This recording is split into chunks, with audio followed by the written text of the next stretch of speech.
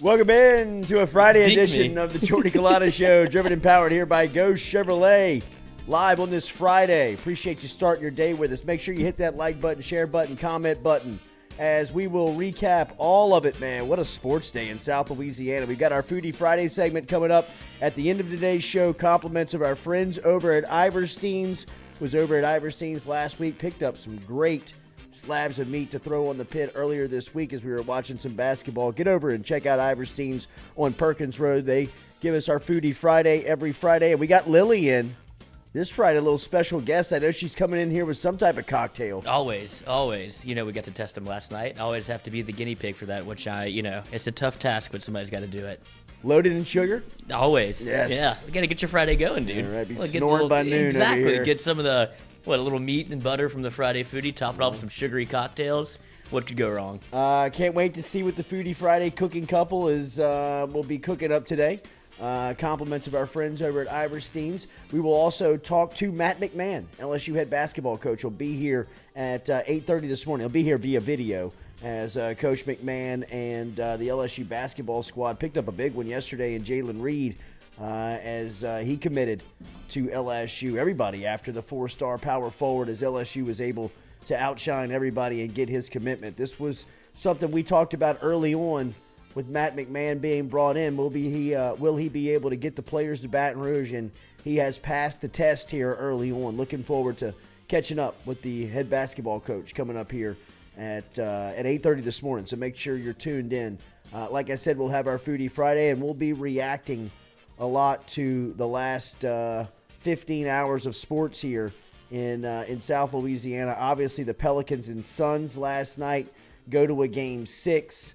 A perfect performance by Chris Paul.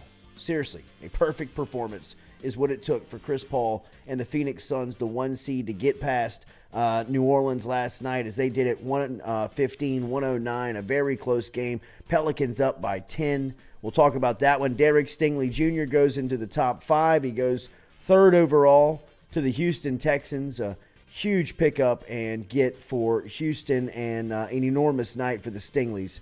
We'll talk about that selection coming up here. And the New Orleans Saints, I thought, had a tremendous first round last night as they were able to trade up a couple of spots with Washington and grab their wide receiver in Chris Olave and get that get that second option to Mike Thomas, who's now back in the fold. Thomas very active on Twitter. It's his brother in Ohio State South. It kind of shows that he's locked back in. And then Trevor Penning, the offensive tackle from Northern Iowa, who by all accounts will be ready to play day one. So we'll talk all about that. Remember, daily, we are brought to you daily here by Metropolitan Health Group. Our phone lines, Real Doctors, Real Solutions. True Blue Water, TRUBluewater.com is where you can find them online, as always. And our official spice here of the Jordy Culotta Show is Papa Earl's. Wherever you shop locally, make sure you pick up your can of Papa Earl's today. 30% less sodium than the competition. So if you want to keep that same South Louisiana flavor but not as much salt in the recipe, pick up Papa Earl's today wherever you shop locally. We'll start last night inside the Smoothie King Center. We'll make our way down. There's so much to get to. There's so much sports news that's happening. We will get to all of it. But last night, the Pelicans fall 115-109, like we said. A very close game. Brandon Ingram and the Pelicans had their chances. They were up 10 at halftime. But as we were talking here in the studio yesterday and really watching the series, you knew at some point the 1 seed was going to go 1 seed. And to do that, Chris Paul, the point guard, came out and played what I believe will be a legacy game for Paul. I think when he is inducted into the Naismith Basketball Hall of Fame, this will be a game that he references and talks about, whether he wins a championship or not.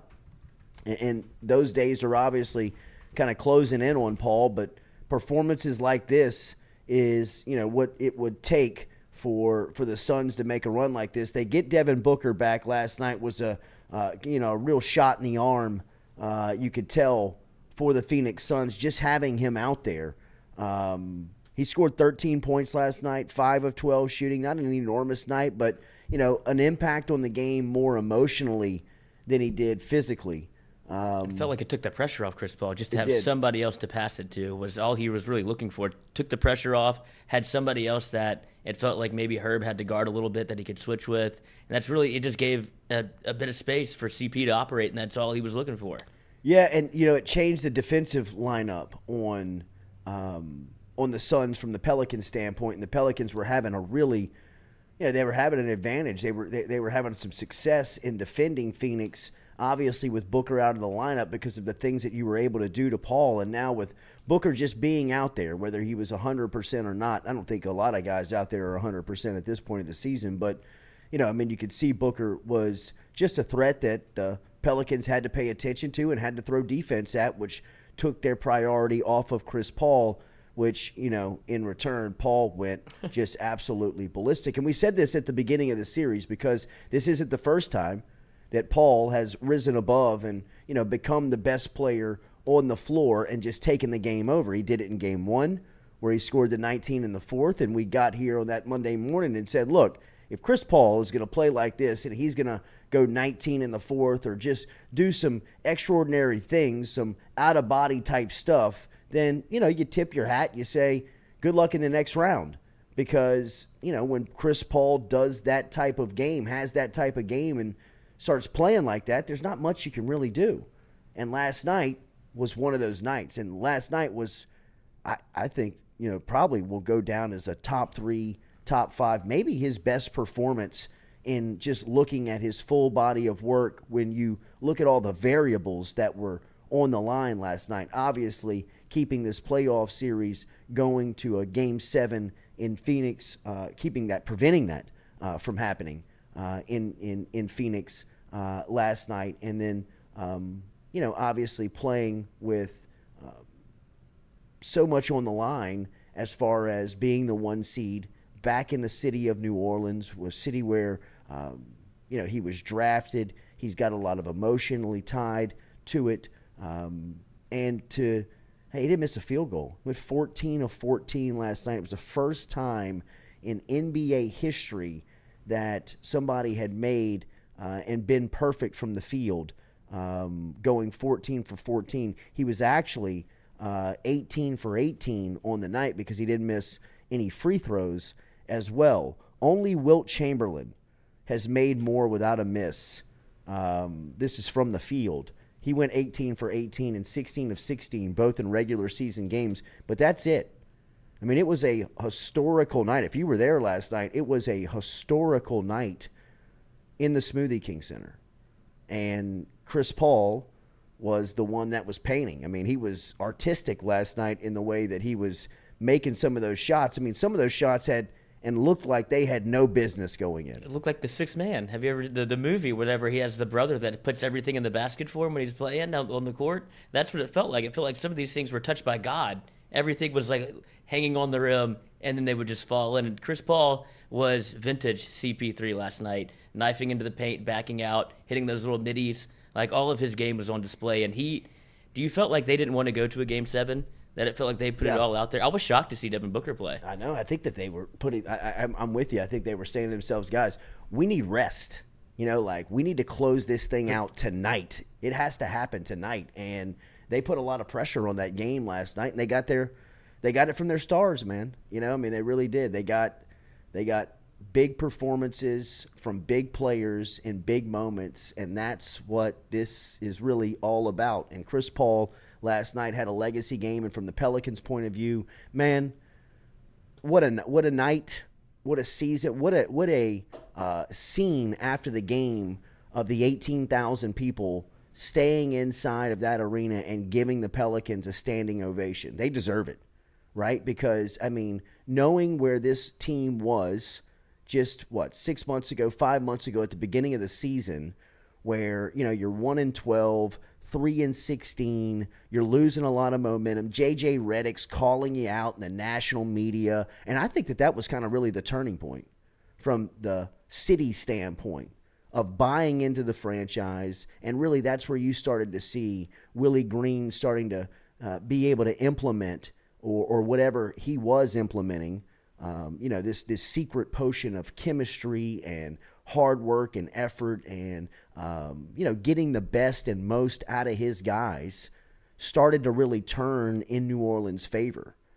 And the country has now taken notice. I think the basketball world has taken notice that New Orleans is a viable place. With or without Zion, they are going to be a problem.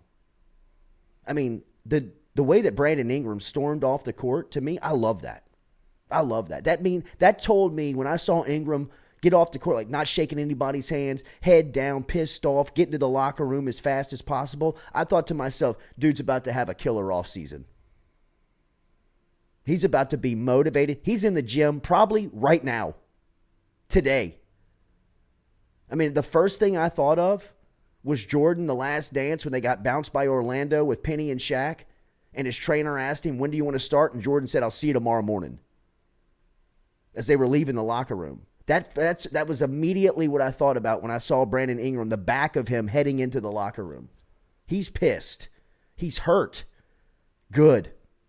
Have a great offseason, young buck. Come back next year and be a superstar in the league, because that's what you are. Ingram is a superstar. And I think he realized that in this playoff series. And then everything that went into this team, man.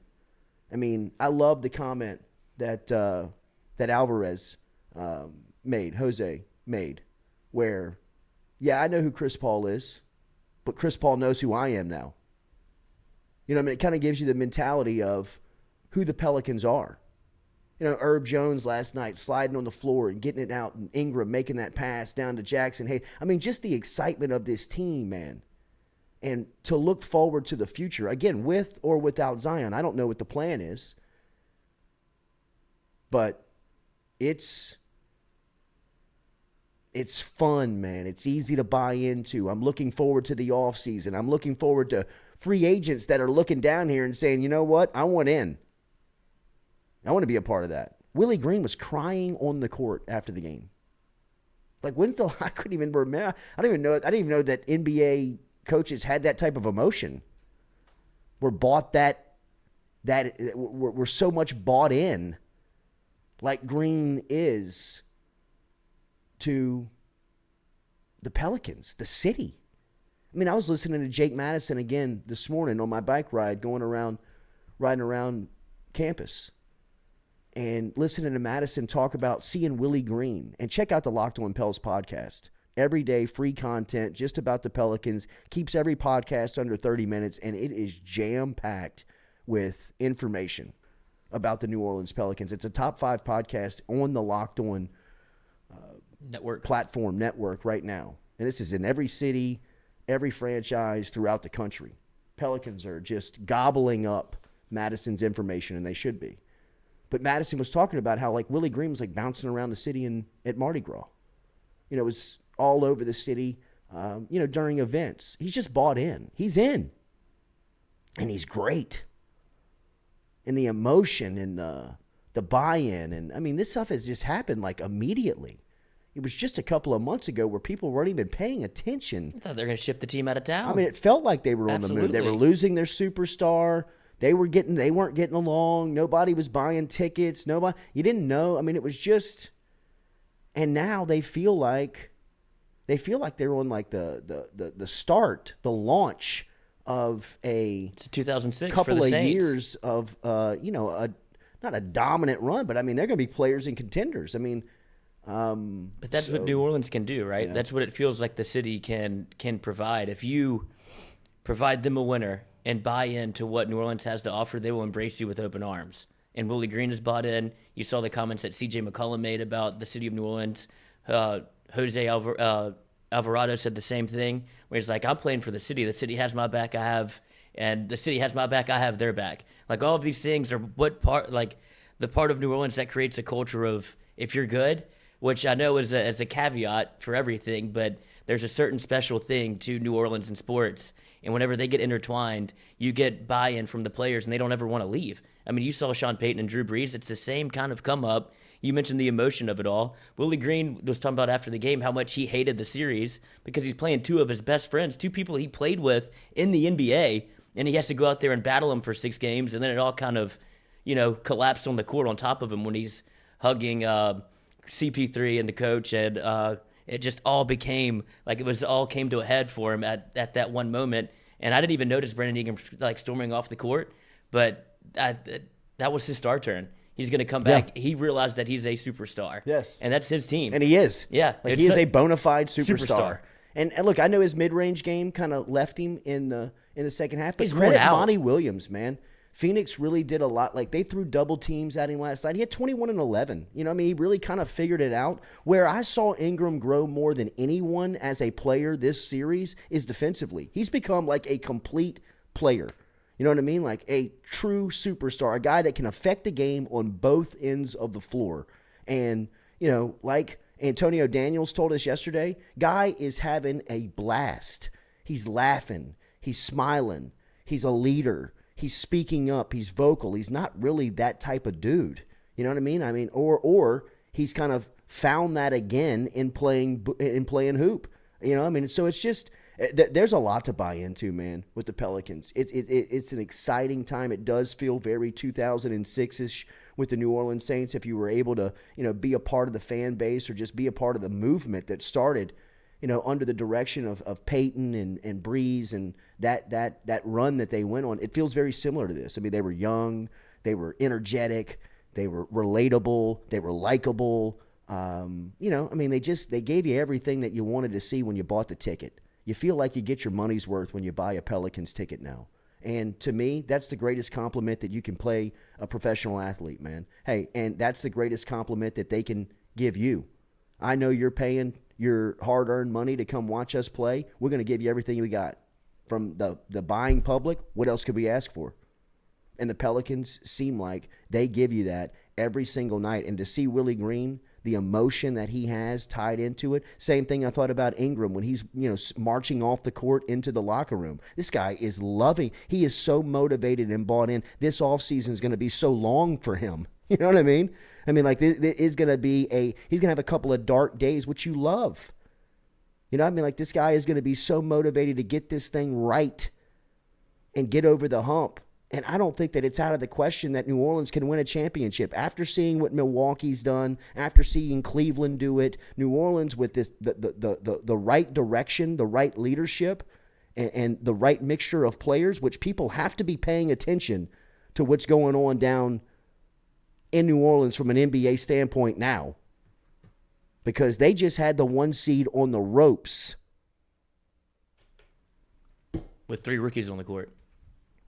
It's awesome, man. I'm looking forward to the draft, the offseason, to see what happens. Speaking of the Saints, 2006, Mickey Loomis was a part of those moves that were made. And look, that Pelicans conversation brought to you by our friends over at Edward Jones. Get in touch with Daniel Newman, daniel.newman@edwardjones.com. He can help you out with all of your financial advice today. If you work within the plant industry, if you work within the industrial space, let him help you out today. He's an expert in that field within the financial aspects of it. He can also help you with really good investments. Get in touch with him just for financial advice today. Get in touch with Daniel Newman. Easiest way to do it, daniel.newman@edwardjones.com. daniel.newman@edwardjones.com. Jason laughs at my NBA championship coming out of New Orleans. New Orleans NBA championship. Ha, ha, ha. I mean, look, Jason, I hear you, man. I understand it. But you cannot look at that team with the youth, the future, and the potential of what it looks like. You got a superstar in Ingram. We'll wait and see what happens with Zion in the offseason. At the very least, you plug him into that lineup next year, and you look at the buy-in that they have with Willie Green, the youth, the energy that they play with every night. And to me, that's and also the Western Division is, it used to be Murderer's Row. Now that has shifted over to the East. We're the best ball. I mean, Boston looks like a contender. Milwaukee feels like a contender. Miami feels for real. I mean, there are teams on the Eastern Division side now that feel more threatening than on the West. I mean, the Lakers are a mess. The Clippers are a mess. Dallas is okay, but I mean, I think Phoenix probably feels more comfortable in their matchup against Dallas than they do against New Orleans. And if New Orleans gets Zion back, or they make a move and plug and play a couple of more players, sign a free agent, I mean, the guys that they got, Larry Nance is a stud, or, you know, he understands his role. Valanciunas feels like a superstar, or at least an all-star. You know what you got in these two rookies if they continue to develop. I mean, not only that, just the mentality, bro. I mean, they just feel like a hard out. Like Absolutely. They feel scary. Well, and I think you hit the nail on the head when you said they know their roles. None of these guys are superstars. You have Brandon Ingram, who is the alpha. You saw C.J. McCollum have I would say a tough go at it the last couple of games whenever he had Bridges on him. He really couldn't move around a whole lot, but that's your number two. And then you have everybody else that falls in line and knows the role of the team. You had Trey Murphy out there. He knows what he's supposed to do. 3 for 3 on threes last night. Jose Alvarado is a pest on defense. And you just have everybody. Herb Jones, a pest on defense. He's only going to get better. I don't know if you really need to make very many moves in the offseason to really add a piece. You might want to get one more bona fide scorer you can get off the bench. But the team and the roles are set, and the chemistry that they have already, it can be hard pressed to believe that they won't have a very good season next year. And then even with the outlier of Zion, that could be essentially a free agent signing. That's what it would fed like. Future's bright, man. I mean, and we cannot be the only ones that see that. We can't be the only ones that feel that. I'm not even talking about from I'd imagine that is permeating within the NBA. Oh, man, the big dogs were out last night. Everybody wanted to talk about the Pelicans, it's funny because the Pelicans, hive their fan base, which I'm not a part of. I can't claim them. I haven't been watching them this year, but the Locked On Pels people and all, the Pels 12, they have been riding with this team all year, and they've been screaming from the rooftops how good the Pelicans are and how good they will be. And then you see after a 6-game series with the 1 seed, you see Skip Bayless come out and start talking about the Pelicans. You see Stephen A. come out and start talking about the Pelicans. And it's just the guys that were with them from day one don't want anything to do with it. This is going to be a feisty fan base from the jump. They're not going to want – they want to be the bad boys as opposed to be welcomed by everybody. I feel like it's New Orleans versus everybody for the Pelicans, at least for this next couple of years with this young core. Wouldn't have it any other way. I love that. Yeah, you got to love the spot where the Pelicans are, man. Last night was a great night, even though it was in a loss. The standing ovation after the buzzer, I thought, was a testament to where the Pelicans are and what the future feels like for the city, the supporters, and everybody that is in on the Pelicans. And it was fun. Thank you to the New Orleans Pelicans. Really, I mean that was a fun ride, man. And in the evolution of sports, I think last night that series is something that 2-3 years from now, when you think of the evolution of the Pelicans, you kind of think and look back and say it really started for a lot of us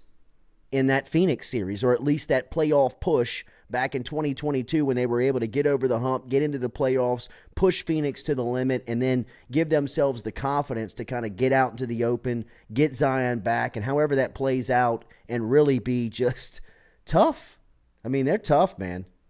With Zion in that lineup, it would be fun to see how they would use it. I don't know if Ingram still gets the spacing and the shots. It'll be something that Willie Green will really, he'll earn his paycheck on, but it's a great problem to have. It's an excellent problem to have. It is an excellent problem to have.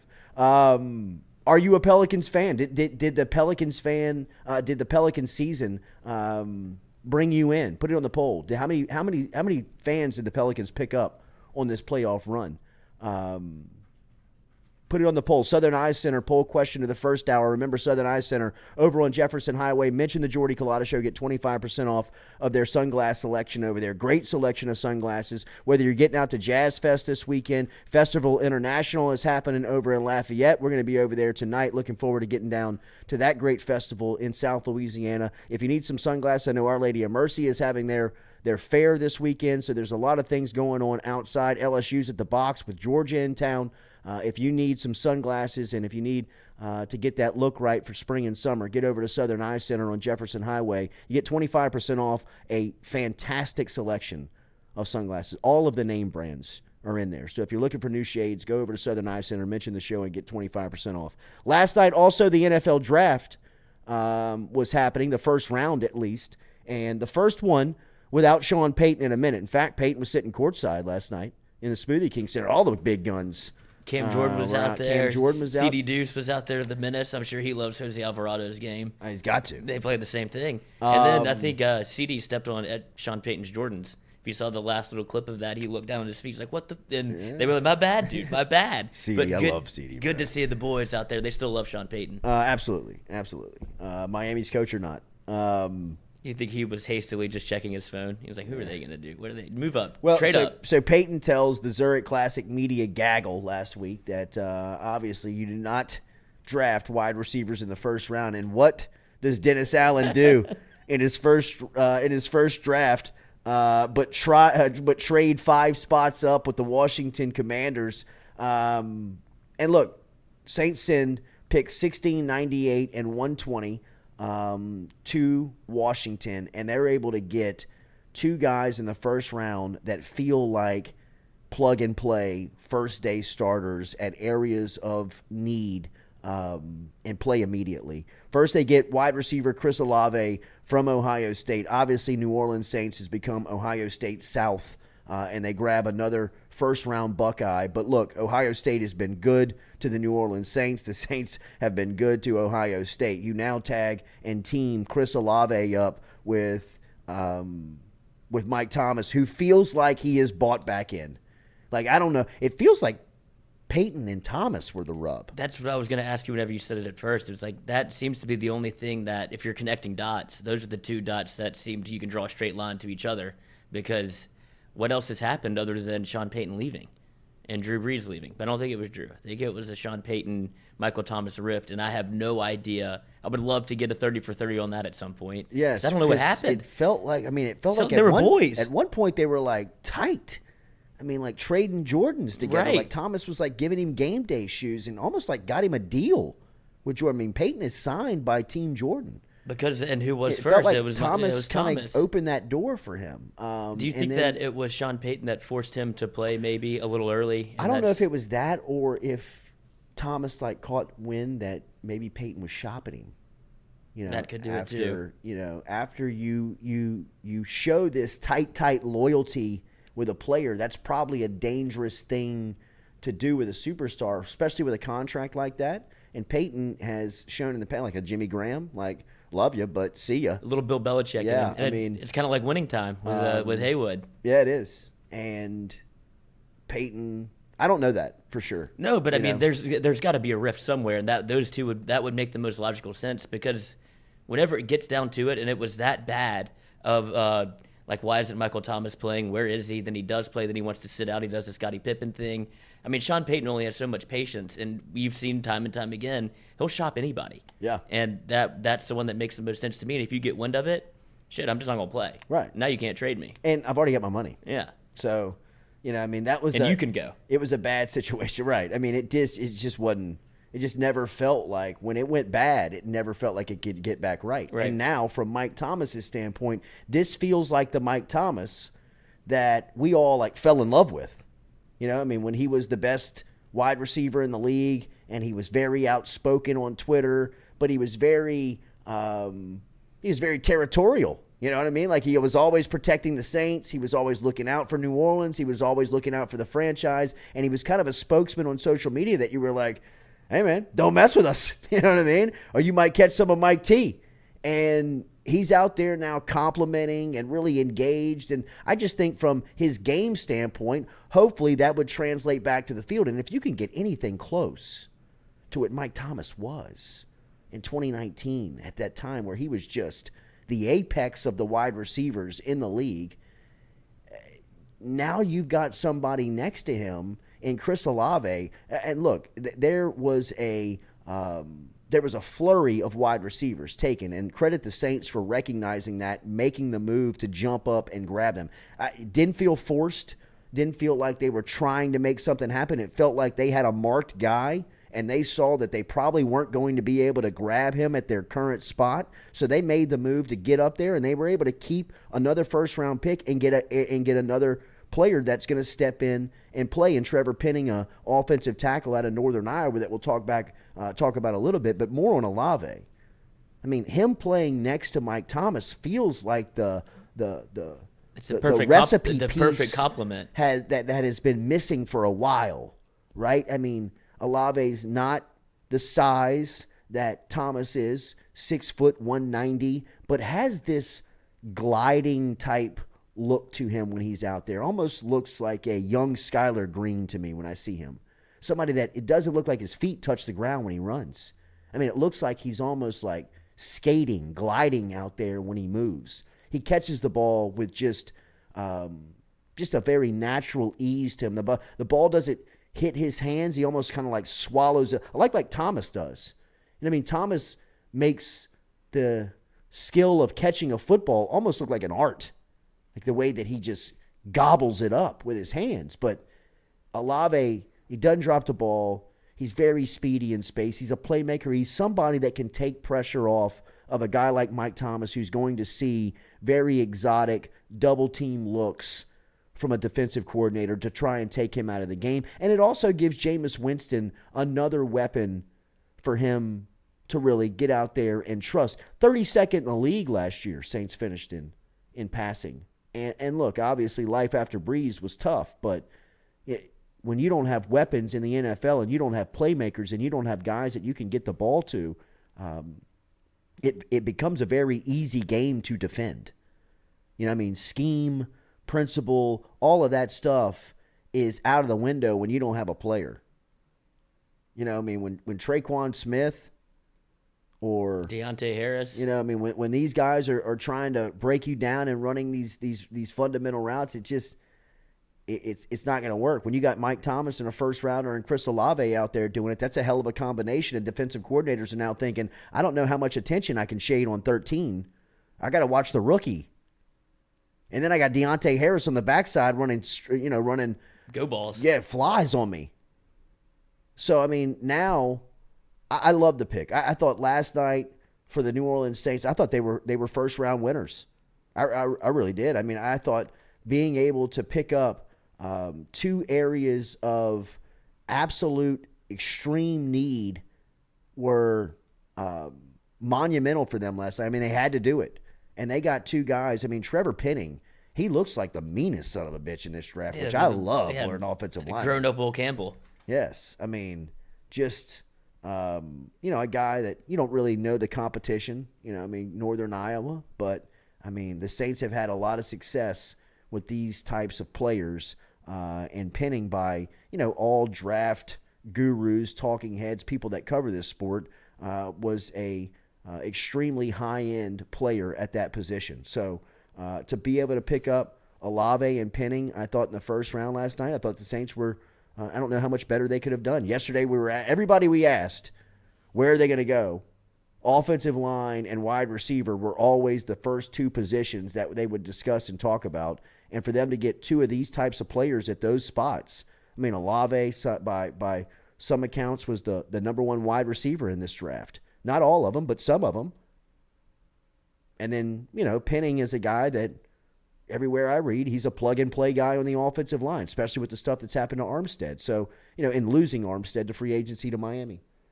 Does it concern you at all that the Saints actually did what the fans wanted for the first time, like that everybody's in lockstep? Because usually whenever this happens, it doesn't work out the best way, because you would hope that the front office maybe has different ideas than what the fans think, or was it this obvious that, all right, here's our two needs, don't overthink it, let's take a wide receiver? Because that's what I think too. I think it was. Yeah, like we need a wide receiver, we need a left tackle. Like those are the two most glaring weaknesses on the team, let's go get them. Instead of trying to play kind of maybe it was Sean Payton's game where obviously he said he doesn't like to take a wide receiver in the first round, so it would have been a different pick. Probably would have gone tackle first, and then he tried to trade back into the first round and get somebody. But with the way that the wide receivers were going, the Saints had to go and make a move, and you didn't give up a lot, I would say, to be able to get a Chris Olave, like you say, plug and play. And then there's still room to sign Jarvis because they don't play the same position, essentially. Like Jarvis can do some of the things that Michael Thomas does. Olave takes the top off the defense. Now if you're able to get Jarvis, you have three bona fide weapons out there, opens it up for Kamara, and then you hope that it works with the left tackle you just got in Penning, because there's some reports he does have a little bit of a penalty history, things like that. He gets frustrated, loves a personal foul. All those things you want in a left tackle, though. Absolutely. And it gives the quarterback more confidence. All comes down to Jameis now. All comes down to the quarterback now. Who else would you want? You've got these two offensive linemen that you've spent, or you've got offensive linemen in front of you that you've spent high draft capital on. You've spent an outside draft pick on, and then potential to bring in a guy like Jarvis Landry to that wide receiver mix that adds another piece and another weapon for the offense. Look, man, looking forward to day two. Absolutely. Looking forward to it. 6:30. draft starts today? Yeah, I Why believe not? so. Yeah, why not? Why not? Other winners and losers from yesterday's draft. First off, how about Derek Stingley Jr. going 3rd overall to the Houston Texans? Hate to say I told you so. Yeah, look, man, I never victory lap in this business because you get one right today, you're going to lose 2 tomorrow, and you don't want to keep scoreboard in this business. I just thought that this was very easy to look at. I think that Derek Stingley it was easy to pile on him the past couple of months.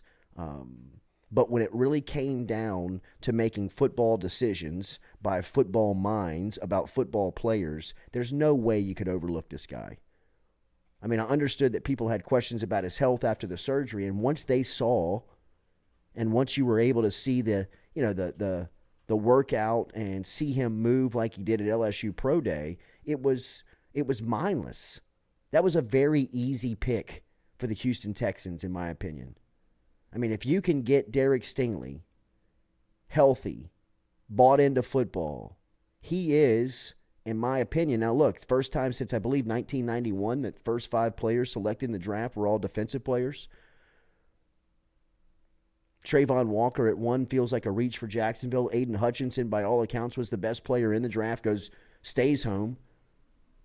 Big-time player at Michigan now with the Detroit Lions. Lions selecting last night. Lions had a good first round. feels like. I don't know. I mean, like we were talking with Fletcher yesterday, I mean, you really don't know who wins these drafts, how these drafts grade out till, 2-3 years from now, whether these guys are playing and making impacts.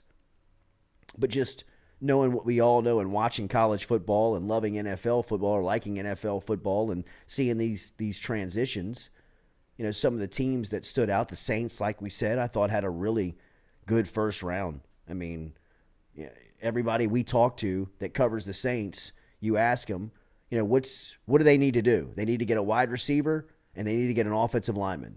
They got 2 high-end players at both spots. Feels like they did a good job last night. I thought Detroit did real good. I mean, Aiden Hutchinson. Is there a worse feeling in anything when you're like picking teams or picking sports, or you're like in a fantasy draft and somebody makes their selection and then within like 10 seconds somebody else is like, I got my pick ready. It feels like you're like, oh, whoa, did I screw this up? Yeah, did I just muck this whole thing up? Like, the pick is in. It's like, oh, wait, that's like mine back. Yeah, whoa. Who are you picking? Right. But I mean, you can't feel too bad if you're the Jaguars just because of the scenario, the set and setting for Aiden Hutchinson to be able to stay home. Yeah. Like, you knew that they were going to take him, especially with the head coach that they have in Man Campbell. It seems like the perfect fit. This guy had inscriptions in his jacket of everything that he diaried from, how much he wants to power clean. He looks like Dan Campbell. He looks like just the the quintessential first, top 5 defensive end pick, the J.J. Watt 2.0. The Hutchinsons look like the all-American Midwest family up there. Absolutely. I mean, just everybody hugging on each other, everybody proud of each other, the dad on a knee praying in front of Aiden about it. I mean, it was I thought that, Detroit, that was if nothing else, they'll sell tickets. I mean, I'd love to see the Markways against the Hutchinsons. Yes. And just a battle royale. O'Doyle's. You're going to be a tight end, son. The Giants being able to get Kayvon Thibodeau, the edge defensive end from Oregon, who at a lot of time during the pre-draft process was like slated in as the number 1 pick. He was the number 1 pick all of the college football season, essentially. And then he was kind of shoved out of that number 1 spot by Evan Neal. Like, Evan Neal kind of worked his way into the discussion of the number 1 pick. They got both those guys. Yeah. In the top. I mean, that's a nice run in the top 10, being able to get Kayvon Thibodeau and Evan Neal for the New York Giants. I mean, those are 2 areas in picks that are and I don't really give a shit positions. about the Giants. Yeah, me either. But I mean, that jumps off. Yeah, they might have lucked into building their team like backwards in the right way, as opposed to doing it when you try to jumpstart a team and draft a Daniel Jones top 8. Yeah. And that obviously didn't work. They didn't pick up his option. Saquon hasn't worked out. So you get to be in the first round this many times at this early. Eventually you're going to hit on some picks, and they get 2 guys that you can kind of build your team around. Giants might be good for the next, in 5 years or so, 3 years, which would be fine because you have to watch them on national television all of the goddamn time. So I'd appreciate if they were at least competitive. Bengals last night had the 31st pick. They went Daxton Hill, who is the defensive back out of Michigan. So Burrow, after an offseason of a lot of free agent moves on the offensive side, especially the offensive line, Bengals pick up one of the top-rated safeties. He's actually a durable player out of Michigan. Can play safety or corner for the Bengals. And you see why they picked that up after what happened in the Super Bowl with the old Apple getting torched, so they needed some secondary help. So, and that's the Bengals are in a good spot with what they did in the offseason. They're able to kind of not have to address some of their dire needs in the draft. They assessed what their weakness was and got a player that fit. That's kind of what you want to be able to do in the NFL draft, as opposed to kind of needing more than one pick in the first round and you don't have it. Couple of big trades yesterday on day one of the NFL draft. A.J. Brown, big wide receiver from the Tennessee Titans, sent to the Philadelphia Eagles for a couple of picks. The Titans select Treylon Burks, all-SEC wide receiver from Arkansas, with that 18th pick, with A.J. Brown over to Philadelphia. Philadelphia had a nice first round as well. They got the Williams kid from Alabama. They got, what's his first name? Jamison. I don't know why I wanted to call him Joaquin Williamson? Yeah. That sounds like a hell of a player. It does. Jamison Williams.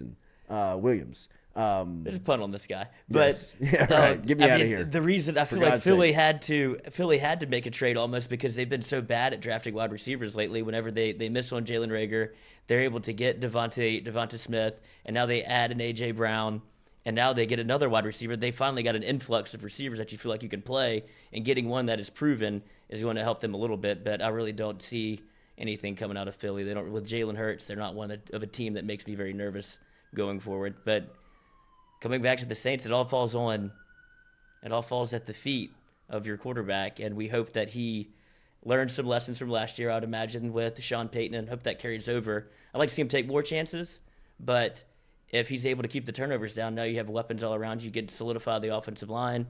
I think the Saints are in a good spot, not to make a Super Bowl run, but to at least be competitive in the NFC South. We will talk to our guy, Will Clapp, at 8 a.m. this morning. The Clapper. Newly signed Los Angeles Charger, Will Clapp, will stop by here in a couple of minutes as the Chargers were able to sign the center guard combo earlier this week as Clapp joins the Chargers after spending the first four down in New Orleans. We will talk to Clapper coming up here at 8 o'clock this morning, moving the family from South Louisiana out to the West Coast, a team that feels very close. Jameson Williams went to Detroit. You're all over the map with this guy. Oh, my bad, man. No, good. But didn't Philadelphia get a wide receiver? They got Jordan Davis. They got the big defensive tackle from Georgia. Told you so. Yeah. So that's why they needed to make the trade because they're no good at drafting wide receivers, like I said. So they go ahead and get a proven one in A.J. Brown, and then the Titans get a rookie deal with a pretty good wide receiver in their own right. Little cleanup. Carpool Queen making her way in here this morning. It is good to see her. All black. Making her way downtown. Downtown. Is it hot? Would you say? Outside? No, it feels great outside. It's hot in here. It is kind of hot in here. Is it? Yeah. Is it? I don't know. Yeah. I'm wearing sleeves. Take I off forgot all a your shirt. clothes. Yeah, Red Six Sports, I'm not wearing bro. a shirt under here. Ooh, good. Oh, Take thank it you. off. Yeah, for that sure. makes two of All us. right. Pink shirt. Pink shirt, Pink pink shoes. So welcome in to the Carpool Queen. Thank you. Remember Johnsaw and Spillers, our friends over there at Johnsaw and Spillers, johnsawandspillers.com, can help you out with general dentistry, pediatric dentistry, anything that you may be looking for. If you need a tooth implant, I can speak firsthand. They do great work. Get over to Johnsaw and Spillers, both locations, Baton Rouge and Gonzales. Online, johnsawandspillers.com, easiest way to find them. Tell them you heard it here on the Jordy Culotta Show, johnsawandspillers.com. How's the traffic out there? It's good. Did y'all hear that siren just go by? Yeah. I got right behind that guy. How'd you- He just nice sailed all play. the way down Nice. government. Nice It was an play. EMS guy. Nice He wasn't play. going anywhere. He was just sitting in traffic and just all of a sudden turned his damn sirens on. Good play. I know. The Madre's here. I know. Yay, Lily. How closely can you follow an ambulance? Oh, is there like a law? I would imagine so. Yeah, I was How much? Oh, 500 I was feet. definitely not Golly. 500 feet. No, it back sounds like from- you were kind of riding his bumper a little bit. I was. Is there a better play on Drifting. the interstate than getting behind the guy that's speeding? Oh, the road buddy. Absolutely. Yeah. Somebody who just wants to be a lead blocker for you, and you would hope that they would get the ticket, Take the hit. right? And But occasionally, they don't always, Jordy, as we've experienced We together. have. We have experienced that, but also when you can tell when the person in front of you gets a little nervous of being the lead blocker and tries to get over to the right lane, the play there is to get over with them. Oh, see, right? I feel like they're letting me take the lead for a little bit, so yes, I but will want step you. up But to the what plate. I'm trying to send you the message is, no, I'm still trying to get you the ticket. I need you to go 90 so I can go 87. This is I'm just playing your game, fella. I'm not trying to be the alpha out here. Right. But Also, he's passing the baton back to you to relay the true. race, and you don't take it. It You doesn't say keep help going. to say you targeted me to the person that pulls you over either. Just FYI. Yes. That What doesn't does help that the mean? situation. You said that? We Yes. got pulled over in Hendersonville, Louisiana. It's a small town. Small town. Yeah. Um, And I said, I think you but he targeted slipped me. up. He slipped up. We caught him in a spot, and he came back and say, "Let me clarify something." Like, hey, buddy, that body cam's on, huh? What did he say? No. What happened? He was like, I didn't actually target you. You were riding behind. He like explained himself because he knew like Jordy was so nervous. I was like, you targeted me. And Jordy's like, What does targeting mean? well, like there were other people going just as fast around me. And I Okay. feel like he totally just picked me out of that group and I pulled over. Oh, well, that's your fault. Yeah. Keep Well, it he got going. behind me. Yeah. I mean, what am I supposed I've to do? seen- I'm not I've going to also- outrun him. Yeah, that's true. But I have seen a policeman. On the way to our attorney's office. Yeah, hold on. You follow me Follow here. us. Exactly. 30 more minutes. Exactly. But I have seen a policeman go with the you, and he pulls out both cards like, I have to. Unless Like, he's got backup, bro. Right, Keep it on keep the it going. Keep it going. I know. And then it's a game of chicken with the It guys. is, Like one of us is absolutely. going Who's down. going in, dude? I got nothing to lose. Yeah, right. You were the lead block. I'll take this one for the team. Go. All right, Will Clapp coming up here in a couple of minutes as we will talk to the Clapper about his off season. Heading out west, now playing for the LA Chargers. Chargers feel like they know they're close as they draft an offensive lineman last night. More protection for Justin Herbert. And with Clapp going out there, they are bulking up their offensive line. So we will talk to Will about this moving on from the Saints, and we'll just catch up with our buddy. We will also talk to Matt McMahon, new LSU head basketball coach. Really looking forward to our conversation with Coach McMahon, who has been putting in work. My guy yesterday picks up a 4-star in Jalen Reed. Reed, a 6'10" power forward from out in California, as Coach McMahon was able to get his commitment. We won't be able to speak about McMahon, about Reed specifically with Coach Mack because it's only a commitment at this point, no letter of intent, but he has seen some guys transfer in. He also had some guys stay in the program. We'll ask him about Justice Williams and Milani Wilkinson, also some of the guys that haven't announced. Efton Reed's still out there, right? Ooh, is he? I mean, he hasn't announced that he's going anywhere. I mean, we had missed anything. on Yeah, I Efton think Reed. you're, Like I we think would've you're heard. right. Yeah, I feel like we would have known. But For I sure. don't know for sure. I know Corey Moore's still out there. That doesn't help this conversation, but I found What, that the interesting. wide receiver? Yeah, that's Sheesh, name from the past. yeah. Efton Reed? No, Coy Moore. We're more interested on Reed. Yeah, I was just saying. I know that one guy's for sure still out there. All right, so we're going to have our Foodie Friday segment coming up here as well. And we will have that compliments of Iverstein's. The cooking couple will be in. Hopefully everybody's following FM Food at this point because And Lily Courtney's the cooking couple Colt. Is that your name?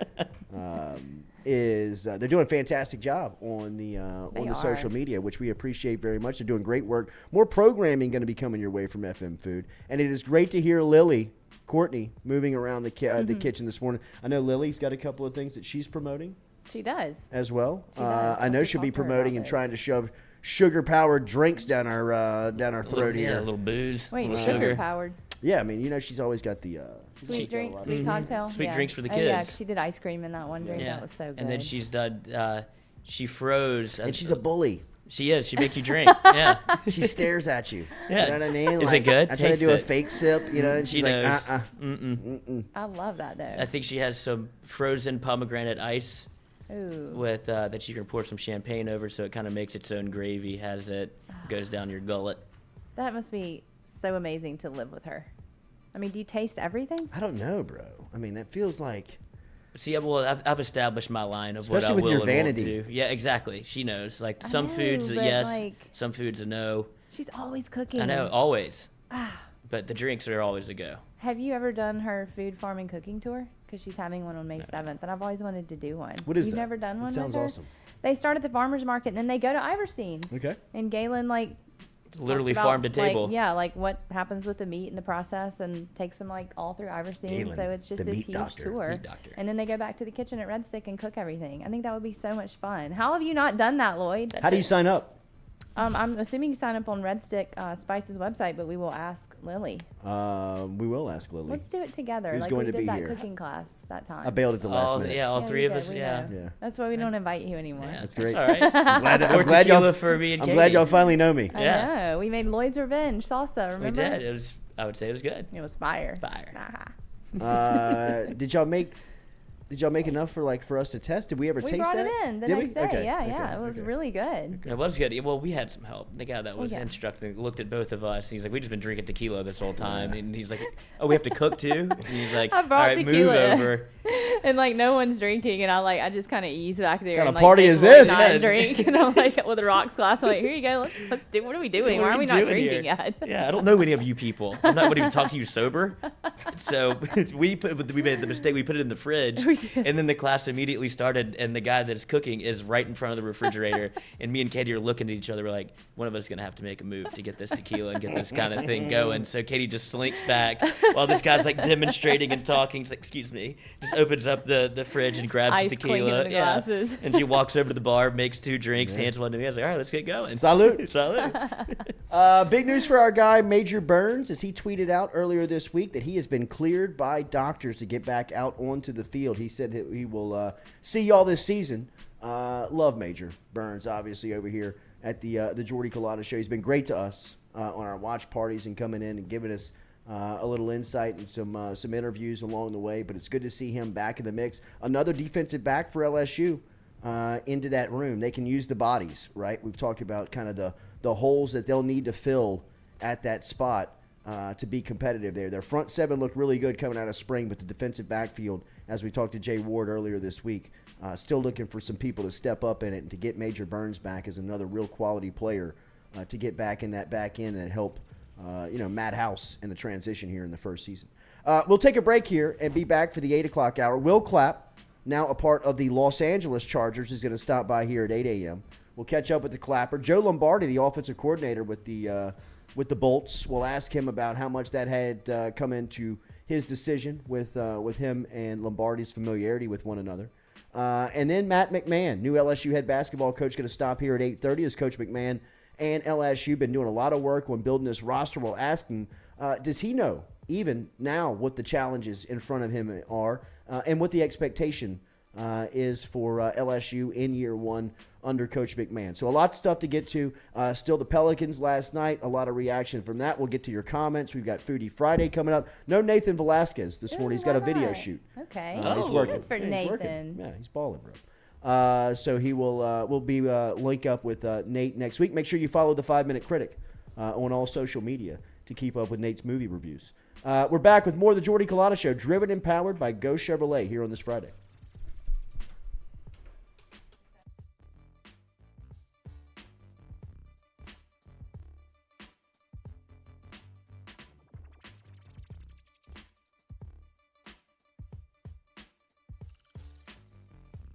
Southern Eyes Centers, where their passion is caring for eyes. It's what they do. They've been doing it for 40 years. They've been offering the capital region a friendly, helpful environment with the highest level of personal care to manage your eye health and vision needs. Stop in and see their brand new office on Jefferson Highway today, where you can find them at 6859 Jefferson Highway. They also are the daily poll sponsor on the Culotta Show. And remember, Clap, you got me. if you go into Southern Eye Center of Baton Rouge and you mention the Jordy Culotta Show, you will receive 25% off of their fantastic sunglasses selection over at Southern Eye Center. Check out Dr. Ann Shaw and Southern Eye Center, the daily poll sponsor of the Jordy Culotta Show.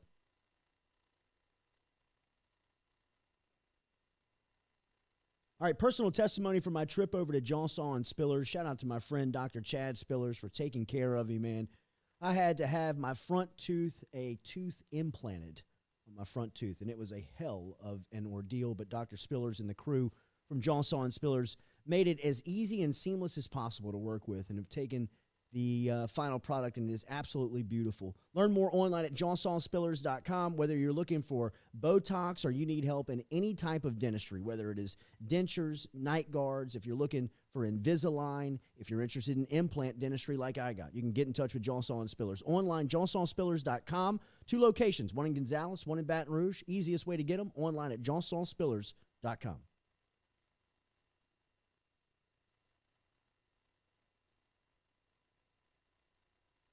Shout out to Tom Granning from everybody over here at FM Digital Media, as he is our fuel sponsor. Whether it's fuel cards or snacks, he's keeping us going every day at FM Digital Media. If you're out on Highway 61, make sure and stop in and see him over at Go Mart. That is located in Natchez, Mississippi. It is our favorite convenience store, and it's for our guy Tom Granning, who supports us every day over here at FM Digital Media.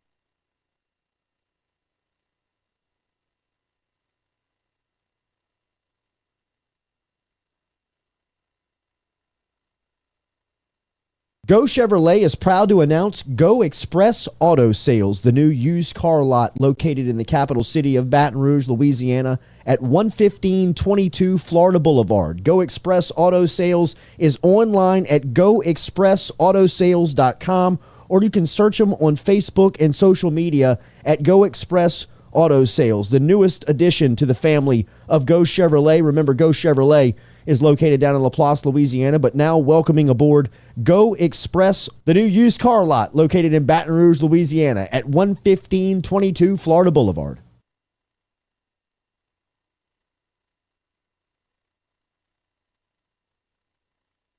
Go Chevrolet is proud to announce Go Express Auto Sales, the new used car lot located in the capital city of Baton Rouge, Louisiana at 11522 Florida Boulevard. Go Express Auto Sales is online at goexpressautosales.com, or you can search them on Facebook and social media at Go Express Auto Sales, the newest addition to the family of Go Chevrolet. Remember, Go Chevrolet is located down in Laplace, Louisiana, but now welcoming aboard Go Express, the new used car lot located in Baton Rouge, Louisiana at 11522 Florida Boulevard. Well. City Cafe online at citycafebr.net, where good friends meet. Great food and even better service, located in the shopping center behind Rite Aid on the corner of George O'Neill and O'Neill Lane. They cater for parties big and small. Sundays, they serve a fantastic brunch that starts at 10 a.m. They have daily lunch specials. And remember, you can look at everything online at citycafebr.net. We'll give a shout-out to Squeaky Miranda, Cody Miranda, Dirk and the crew, everybody over at City Cafe for their support here, the Jordy Culotta Show. Online, citycafebr.net.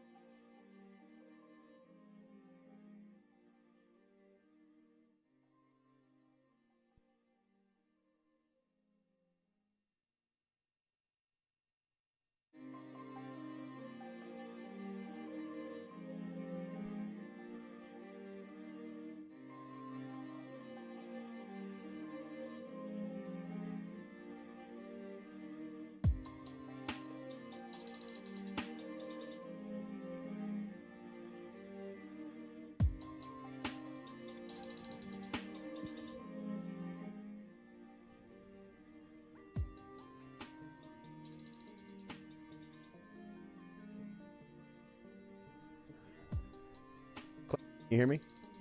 Yeah, I can hear y'all. All right, hold tight.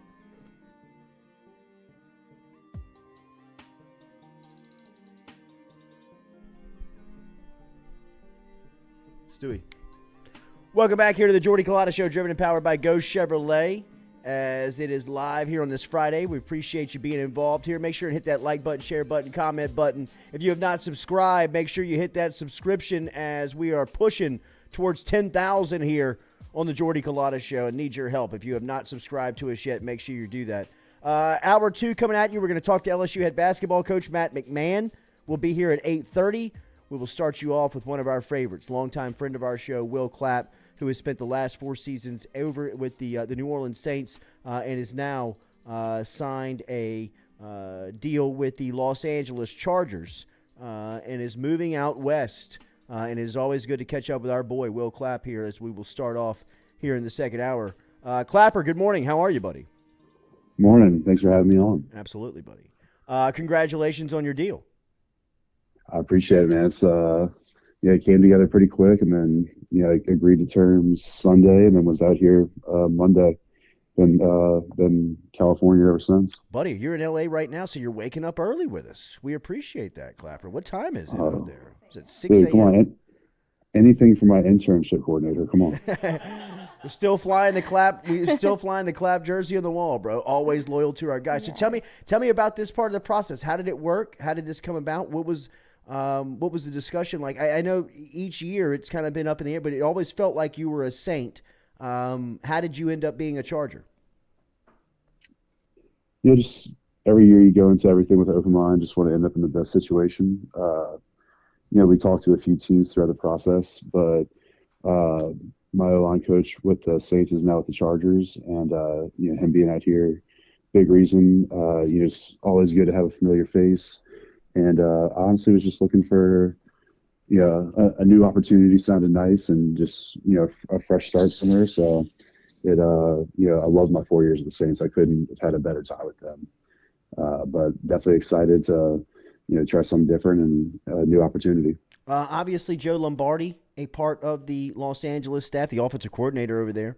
What did that relationship mean to this signing for you? Yeah, it's pretty big in terms of I'm really not learning a whole new system. It's things are different, but the base of it's still pretty much the same. So that's nice, and just like I said, having coaches that you're familiar with and knowing what's expected of you definitely makes the transition to a new team a lot easier.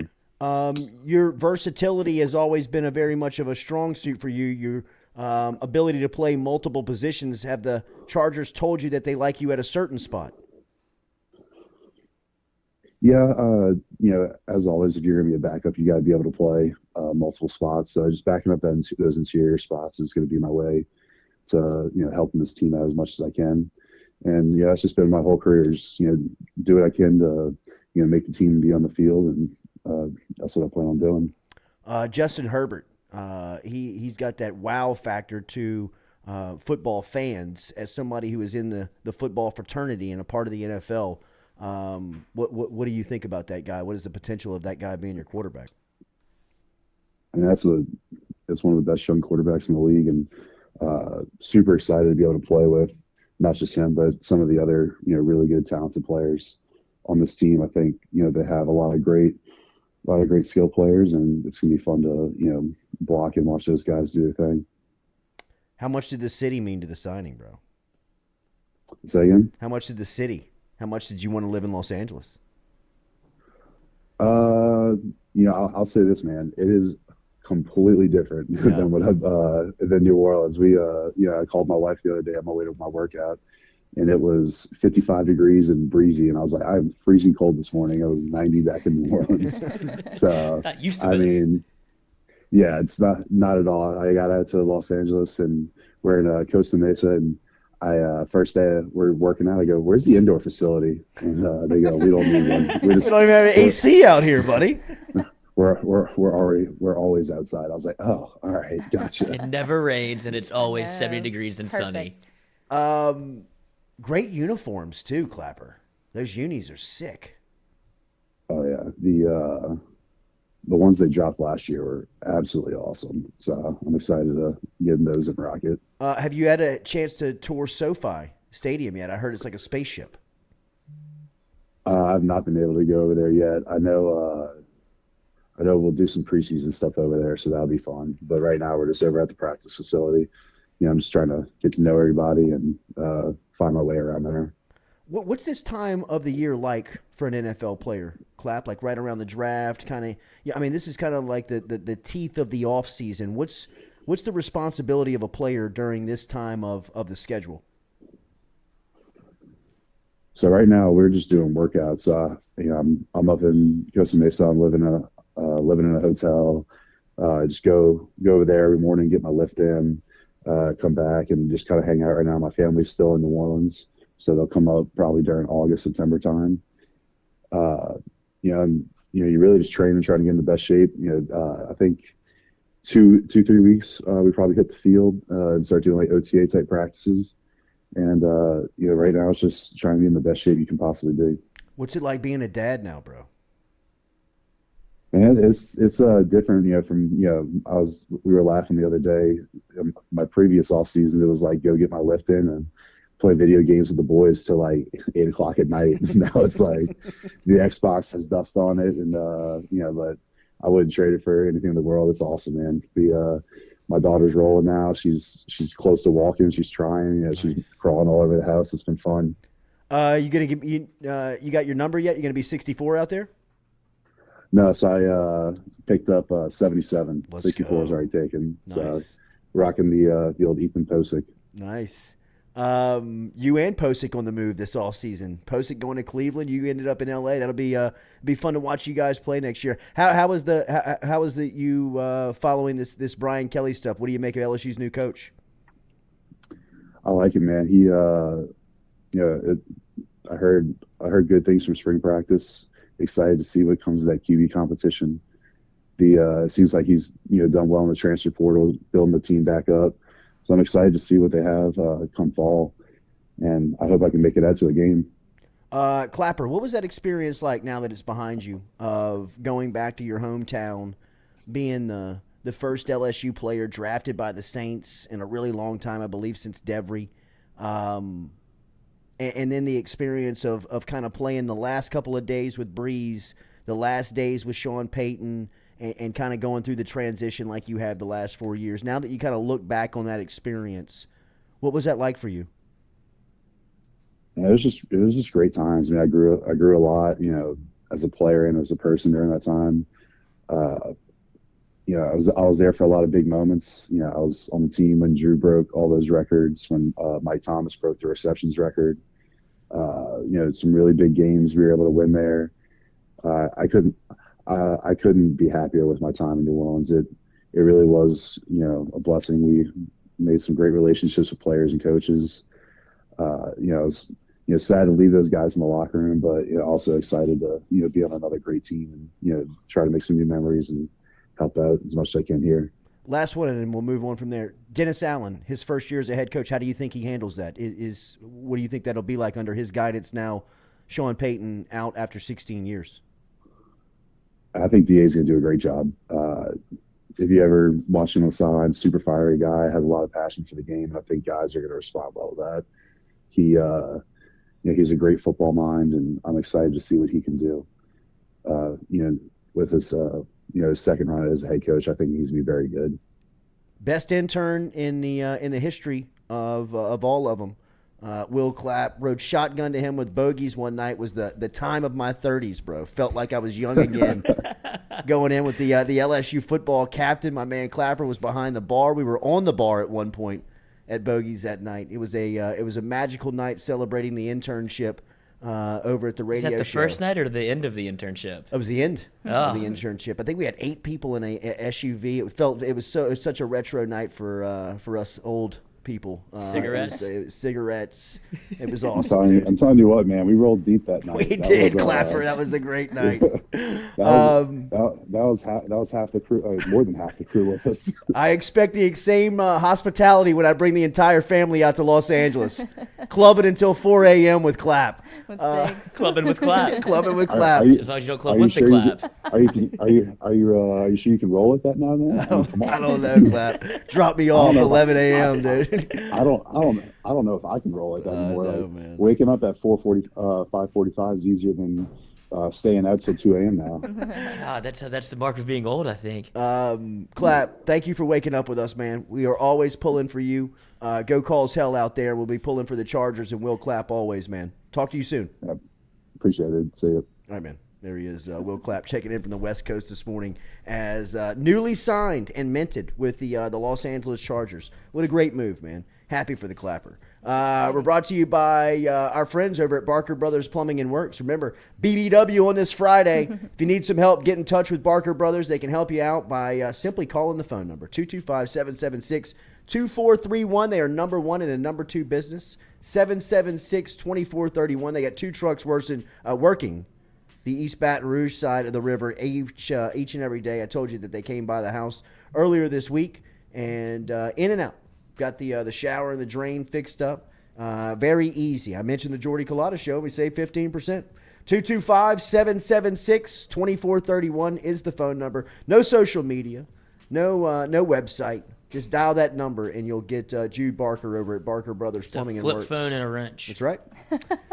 Number one in the number two business. They actually have experienced carpenters and plumbers on staff. So if you got an industrial remodel, it's all good.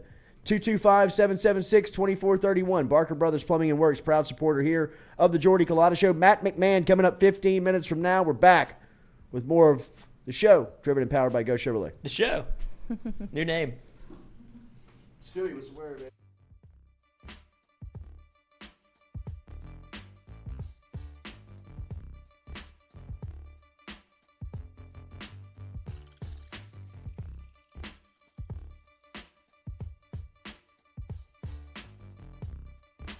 Do you have questions about your finances? Are you looking for recommendations from a skilled financial advisor? Get in touch with our friend Daniel Newman over at Edward Jones. You can find him easily by logging online and shooting him an email at daniel.newman@edwardjones.com. That is daniel.newman@edwardjones.com. Whether it is help with your 401k or just fiscal advice heading into the new season, get in touch with Daniel today.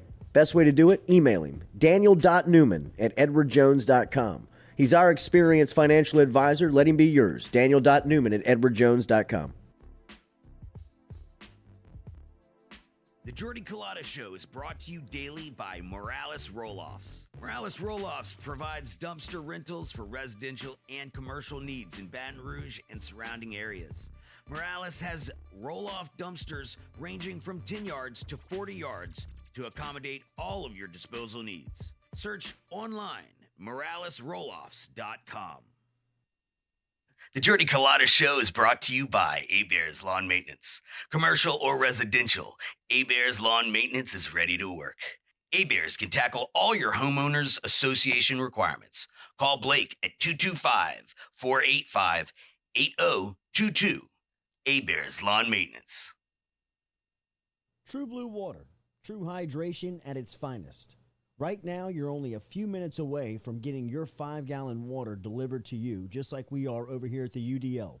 All you got to do is log on to truebluewater.com. That's TRU, bluewater.com. The website's fantastic over at truebluewater.com. You can get your service and find out how quick it is. You can schedule a delivery, even hop on the billing system right there at truebluewater.com. TRU, bluewater.com.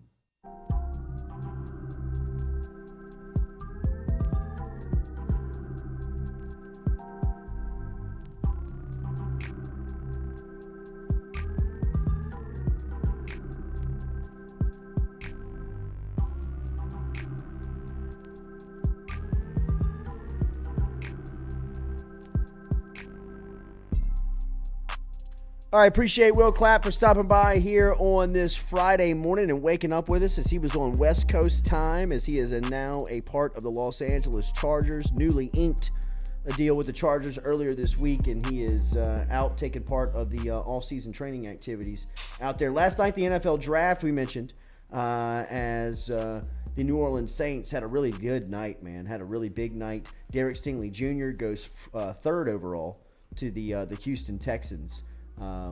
Saints. Where are they today? I'm looking at the draft order for round 2 coming up. Yo. Yeah, Jameson Williams got drafted to the Eagles. He actually went to the Lions. We screwed that up. It's all good. Thank you, Stewie. Missed you earlier this morning. That's right. I was all over the place. Said the man's name wrong and everything. It was just Jameson Williams that got you though. Other than that, you were Is it Williams? Is it Williamson? I think it is Jameson Williamson. It can't be. No. It can't be Jameson Williamson. Then it would It was Jameson Williams. Yeah. Okay. Oh, okay. Yeah. Good try, Bree. Yeah. Welcome to the I was team. mixing. I was trying to put his first name and his last name as Together. the same thing. Yeah. It's like Oscar Robertson gets everybody. Everybody calls him Robinson. Oh, that's true. What is it? Robertson? Robertson. Yeah. The Big O. The Big O. Yeah, that's what he. Just keep it easy.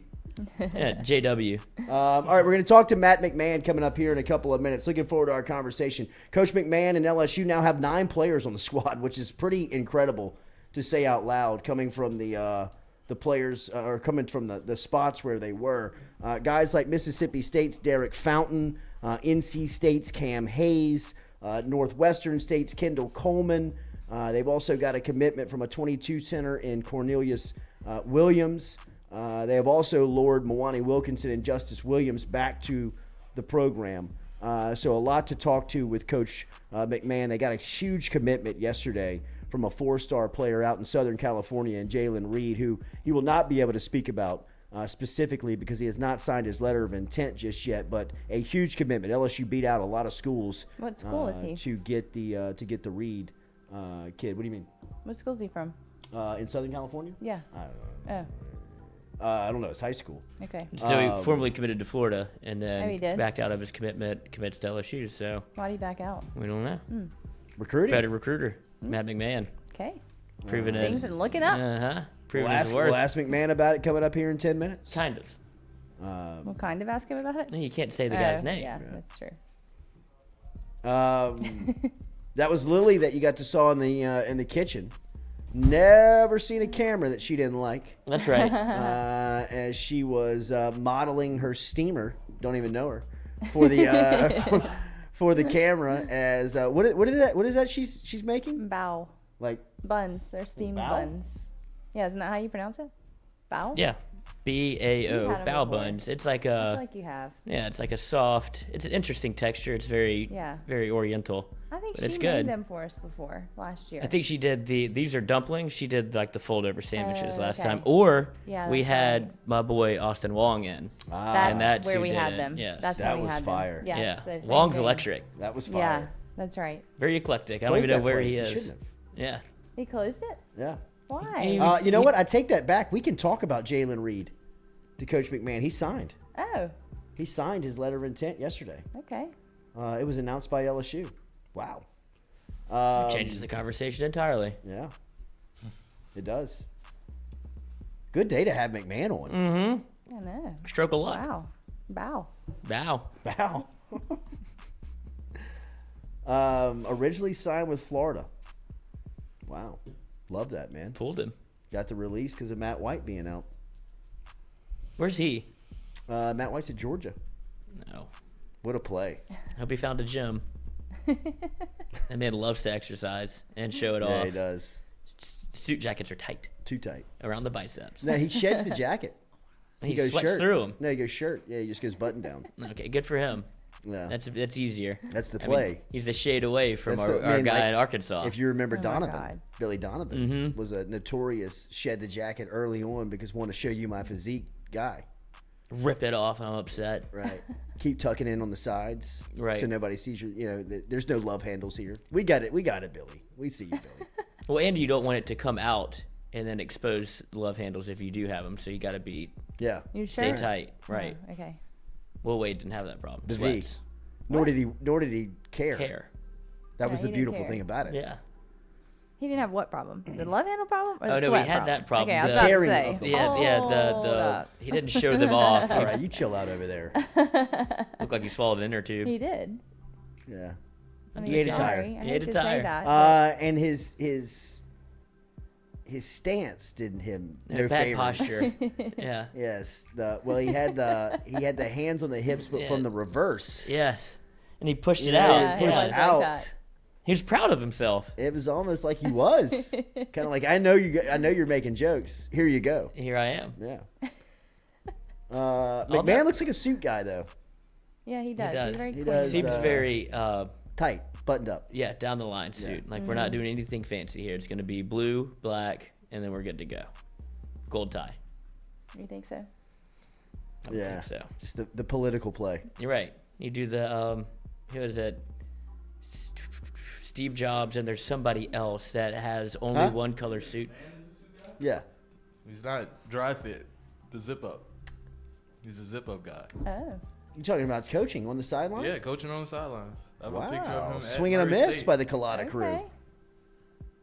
Maybe he'll. Wait, change does it up, anybody though. wear a suit anymore? Just Buzz, Jay Wright, Jay Wright. Jay Wright, and Not anymore. Buzz, Buzz, and Nate Oates. I've never understood Ugh.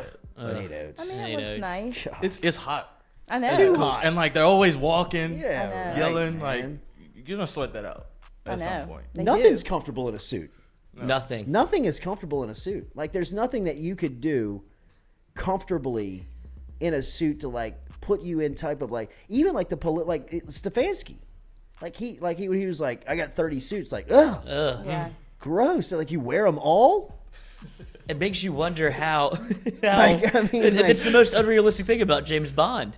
He's running around Exactly. in a suit all I day. know. Absolutely. But it's sexy. You to be can't able to fight do that crime in a suit. Well, I know. You can't Clearly. do anything in a suit. No, you It's can't barely- sit down in a but suit. It Yeah. looks hot. It does. And he's sweaty. He's all hot in that thing. We need some athleisure. Getting some Lulu. Bruce Pearl in a suit was the one. Calipari still wears one. He has to. The I grease. think it looks nice. Yeah. He's a mobster. Yeah. Yeah, If he went like jumpsuit, he'd look like a killer. You know what I mean? Like, he looked like he had a bag If of he cash in his pocket. If he had like the Kentucky blue jumpsuit pants on with like the sweatsuit top, they'd be like, "Whoa!" the Drake I don't know outfit. if Cal's here to coach the game or whack somebody. Body. The hair. Referee walk up to him pregame and pay him. Here you There go, you go. coach. Here's my. Speaking My of hair, 500 what, from the what last was up game I owe with ya? Derek Carr's hair yesterday at the draft? Hey, what was that? What? Little It was mohawk? like a The mohawk? mohawk, slick back I liked it. type. People Yeah. went crazy I over think, think it. he looked like an Carr idiot. he embraced his. I think Carr just embraced weird. Yeah. A He long looks time ago. like he You know wants what I mean? to be the lead singer for Creed. Still wearing He would eyeliner. love that. He has eyeliner on. He Right. He did oils not. He had himself up. eyeliner He on? always Yes, wears black eyeliner. eyeliner. No. It's always Is up that there. confirmed? Okay, I didn't know that, but I thought the hair was kind of cool. Not confirmed. It The was hair different. looks like, Okay, he looks like allegedly. a Y'all are making up the punk eyeliner rock thing, though, star. Allegedly. He You're- looks you're like adding to it. He looks like a goon in Batman, like somebody that Batman just takes out immediately. Yes. Just like I you don't see him on know. screen for 2 seconds, they're like, "Oh, this guy." He Tough came to the follow party. yesterday for David Carr after Ice Cube. Yeah. You know what I mean? Like, Real tough. hey Dave, you're up right now. Oh, And like Roger Goodell calling up Ice Cube, like Yeah. Ice Cube, come up, like that was so. It was so. Come cringe. save me! Everybody hates me. Yeah. right. That's I what. know, That's everyone boos him every time. well. he That's says what a Roger has word. figured out. So he Yeah. has the buffer now. He brings David Carr out with him. Right, I'm like, he- are you booing Carr? Las Vegas Raider fans? It's so Are you awkward. booing your own quarterback? franchise quarterback for the Las Vegas Raiders. See, I think the play is like in Vegas, like come out with OJ. Be like, my damn, God. bro, they're booing you. You know what I mean? Like That would have been a pull. You know what I mean? Just a hell of a play. Like, Rubs. welcome back, NFL great and killer, OJ Simpson. Yeah, like, hey, how are you? Boo! Like, damn, OJ, they hate your ass. Crime on stage. Now, welcome the commissioner, Roger I Goodell. didn't Like, do oh, yeah, it. yeah, I didn't do it. Yeah, Get the right. whole crowd on his side. Yeah, right. Come I'm out a with free a man glove up here. halfway on. Yeah. Tell you what, that running back makes hell of a cut. All right, we're going to talk to Matt McMahon when we come back here on the Jordy Culotta Show. We will confirm if he's a suit guy or not. Remember, our show is brought to you daily by Cajun Ready Mix, Cajun Ready Mix Concrete, all online at CajunRMC.com. No project too big, too small for your for Cajun Ready Mix. If you need something at the house, if you need a commercial job done, get in touch with Cajun Ready Mix. Residential, commercial, industrial, municipal, at 9 locations of concrete plants around the greater Baton Rouge area. That means that you will get your concrete to you on time and to the exact specification for your project. Online at CajunRMC.com, CajunRMC.com. We'll be back with Matt McMahon next here on the Jordy Culotta Show, driven and powered by Go Chevrolet. Go Chevrolet.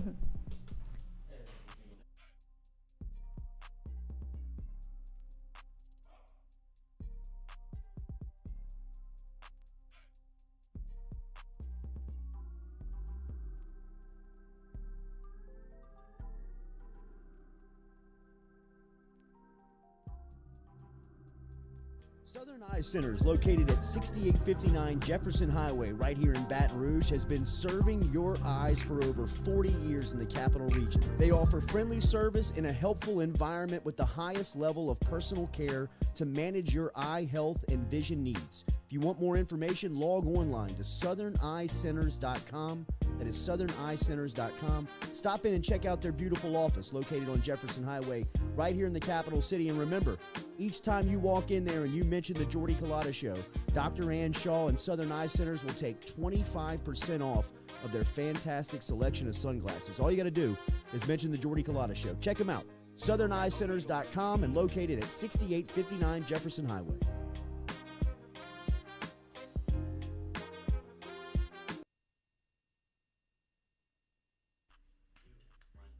Hey y'all, it's Mikey from Mic'd Up. Catch us live every Monday and Wednesday, 11 to 1. Talk gambling, talk sports, have a ton of guests in here, get a little perspective from the athlete side of it. We got Lloyd in the house, Jay Mitch is in here a lot of the time. It's a fun show, great show. Please like, subscribe, share with your friends. If you don't like it, it's fine. Make fun of us, it's okay. Just get us out there, share us out there. We're having fun, we want to share our fun with you. Like I said, Mic'd Up, brought to you by Sterling Automotive. Every Monday through Wednesday, 11 to 1. Catch us live on YouTube, baby. See y'all.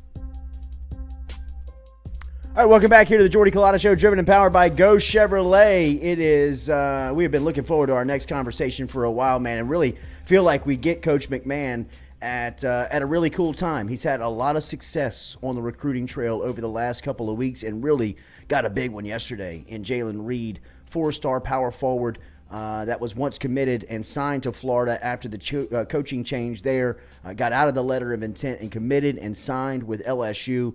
And LSU now looking and has 9 players on their basketball roster, which is shows you just how much work Coach McMahon, his staff, has been doing over the last couple of weeks and months here since they've been announced on the job. And it is our pleasure to welcome in to the conversation here on the Jordy Culotta Show, newly head basketball coach here at LSU, Coach Matt McMahon. Coach, good morning. Thank you for your time and welcome to the show. Hey, good morning, Jordy. Thanks so much for having us on. Great to speak with you. Absolutely, Coach. The last couple of weeks, I can't imagine what it has been like to be representing the head coaching seat at LSU, but to look up and see that your roster has grown to 9 players here heading into the month of May shows just how much you and your staff have been up to. What have the last couple of weeks been like? Yeah, thanks so much. I think really this is unprecedented.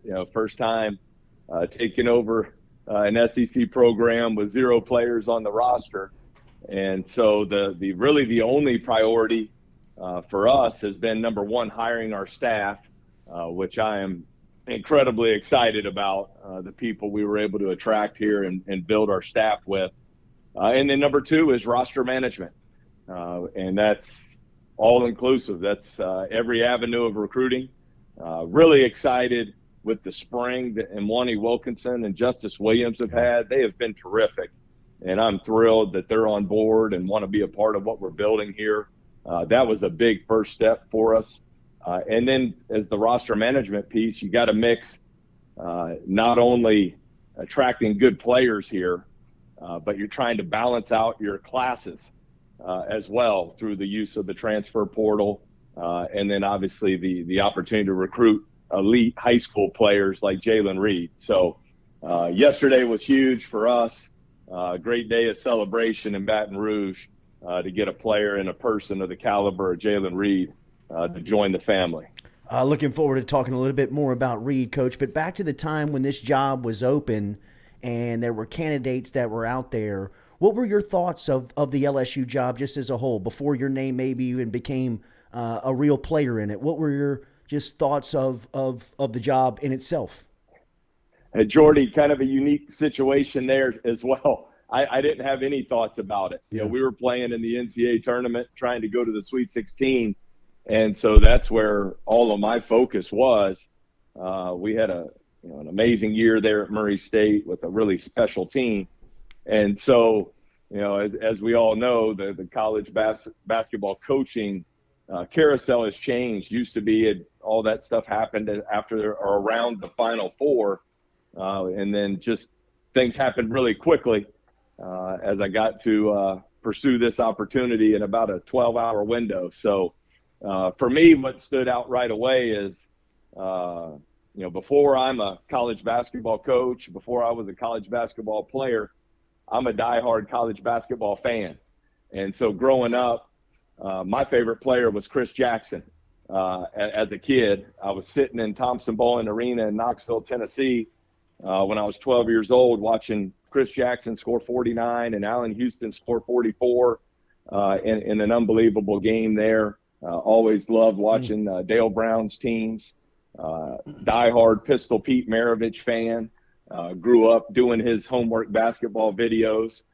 So just everything about the LSU brand, the tradition, the history, really stood out to me right away. Chris Jackson is the all-time best, Coach, and for somebody my age growing up. I mean, this was a basketball town when I was a kid. I mean, it was Shaq and Chris Jackson, Curly Hallman, and the football program were kind of trying to figure it out, and they were a long way away. And for my generation, this really is kind of basketball country. I'd imagine that you probably haven't felt that yet, but as representing LSU out on the recruiting trail, what's been some of the feedback that you have received now being in the SEC and representing LSU? Oh, I really don't listen to all the feedback and all the noise, good or bad, so I have no idea there. I just know I'm excited and honored to have this opportunity of a lifetime to lead the LSU program forward. There were so many things attractive to the opportunity to me, and it starts with just being in one of the great college sports towns in the country. All the elite coaches here leading the other sports, the opportunity to compete for championships and the best league in the country. And as I mentioned earlier, I just think, I think that LSU across your chest really carries a lot of weight when you walk into gyms, when you walk into different recruiting events. I think it's just an incredible brand, an iconic brand in sports. Casey Long, Ronnie Hamilton, and Cody Toppert are your staff members. We had Tasman on when you announced that you were keeping him on in his role, and obviously watching Tasman play and knowing his relationship with the program. What were you looking for in building your staff, and what do you have in your group now that you announced them? Yeah, I'm pretty simple in how I want to hire a staff. I always say, when you win in life with great people, so that's where I start. But for me, number one is player investment. I want guys on our staff that are going to invest incredible amount of hours, time, energy, and care into helping our players max out their opportunities here at LSU on and off the basketball court. So that's number one. Number two is player development. I love guys who are going to get in the gym and really help these players get better every single day. And then the third piece is obviously recruiting. Guys who are very well connected, have a proven track record of recruiting elite players and developing them to their maximum potential. So Casey Long's a guy who I've been with 5 years there at Murray State. I think we were 121 and 36 in those 5 years with him. Just an unbelievable relationship person, a great coach, just well-rounded in all areas. Was instrumental in John Morant's development there with us, Tevin Brown, some of those great guards that we had. And then Ronnie Hamilton's a guy I've known a long time. He's done an unbelievable job since he got here. Obviously has SEC experience. Again, well-rounded coach. He'll be a head coach soon. And then Cody Toppert's a guy I'd known for a long time just through the player development circles. He was Devin Booker's player development guy and director of player development with the Phoenix Suns, an NBA assistant coach, G League head coach. So really, really good in helping players get better. So was thrilled to be able to bring those 3 guys on as our assistant coaches. You mentioned some of the players, Coach, and now your roster sits at 9. And after the big announcement yesterday of Jalen Reed picking him up, the big-time player out of Southern California, going with some of the guys that you've already been able to get out of the transfer portal. How about two of the guys that stuck in Milwaukee Wilkinson and Justice Williams? How important was it to get those guys to buy in to what you guys had going on and to keep them a part of the roster? And how do you see this roster continuing to evolve as you head into the offseason, or you continue into the offseason?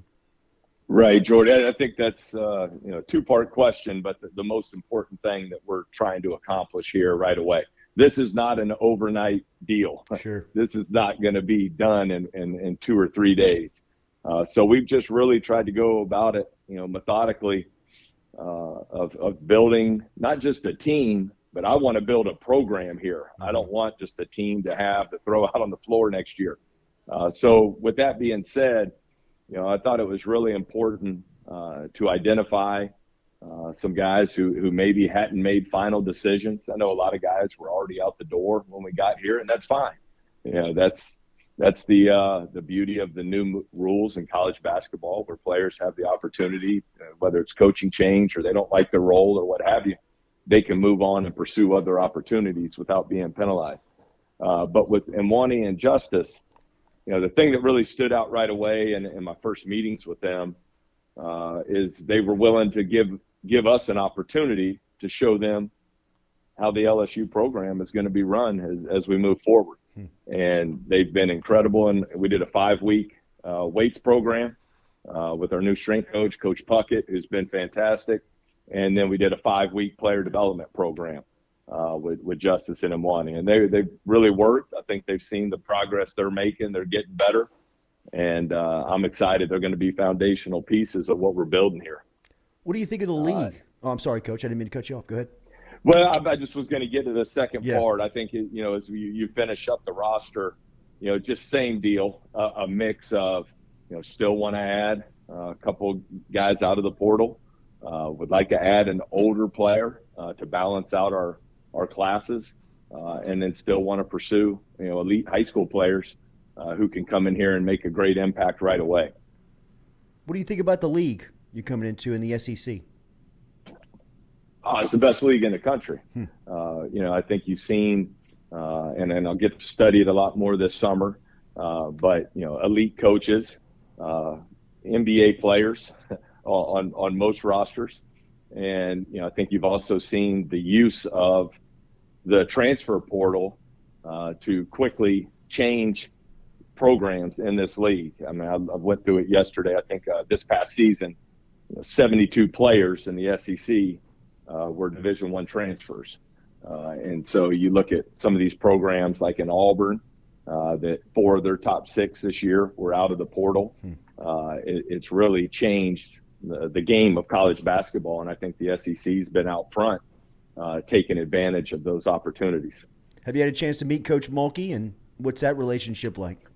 I have. She's been unbelievable, really helpful.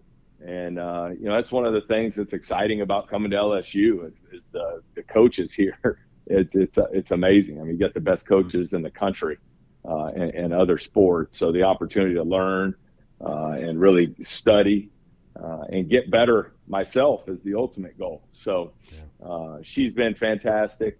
Haven't gotten to spend as much time as I would like with all the recruiting, but as things hopefully slow down for a day or two in May and June, looking forward to visiting with all the coaches, looking forward to getting to more of the spring sports. Going to go check out some baseball tonight. So really excited about that. Hell of a first pitch that you had a couple of weeks back, Coach. You put it right on the money. I was just glad it got there. I was really nervous. I did hear Coach Mulkey threw like a 70-mile-an-hour fastball right down the middle. So there was a lot of pressure to at least not to skip one in there. Full wind up. She was giving the glove. She was letting them know what she was bringing. It was about 75 she had on the clock. She has a big emphasis on facilities and talked about the facilities here from a basketball standpoint. What are your thoughts over it and the future of that and recruiting towards those facilities like you are doing on the trail? Yeah, I think that's exciting to know that there's progress being made there. I really, Jordy, have not been involved in that yet. Yeah. My only thing I've done is hire the staff, build relationships, and roster management. So I think those opportunities down the road are going to be huge for LSU basketball. Coach, how good was John Morant? How good is John Morant? Well, that was an amazing experience, getting to recruit and coach him. And everyone gets wowed by the dunk from the other night, for example, and all that. But just incredible person. He's a guy who is, arguably the most electrifying and entertaining basketball player in the entire world. Yeah. And, but all those things are great. What I always am just blown away by is his impact on winning.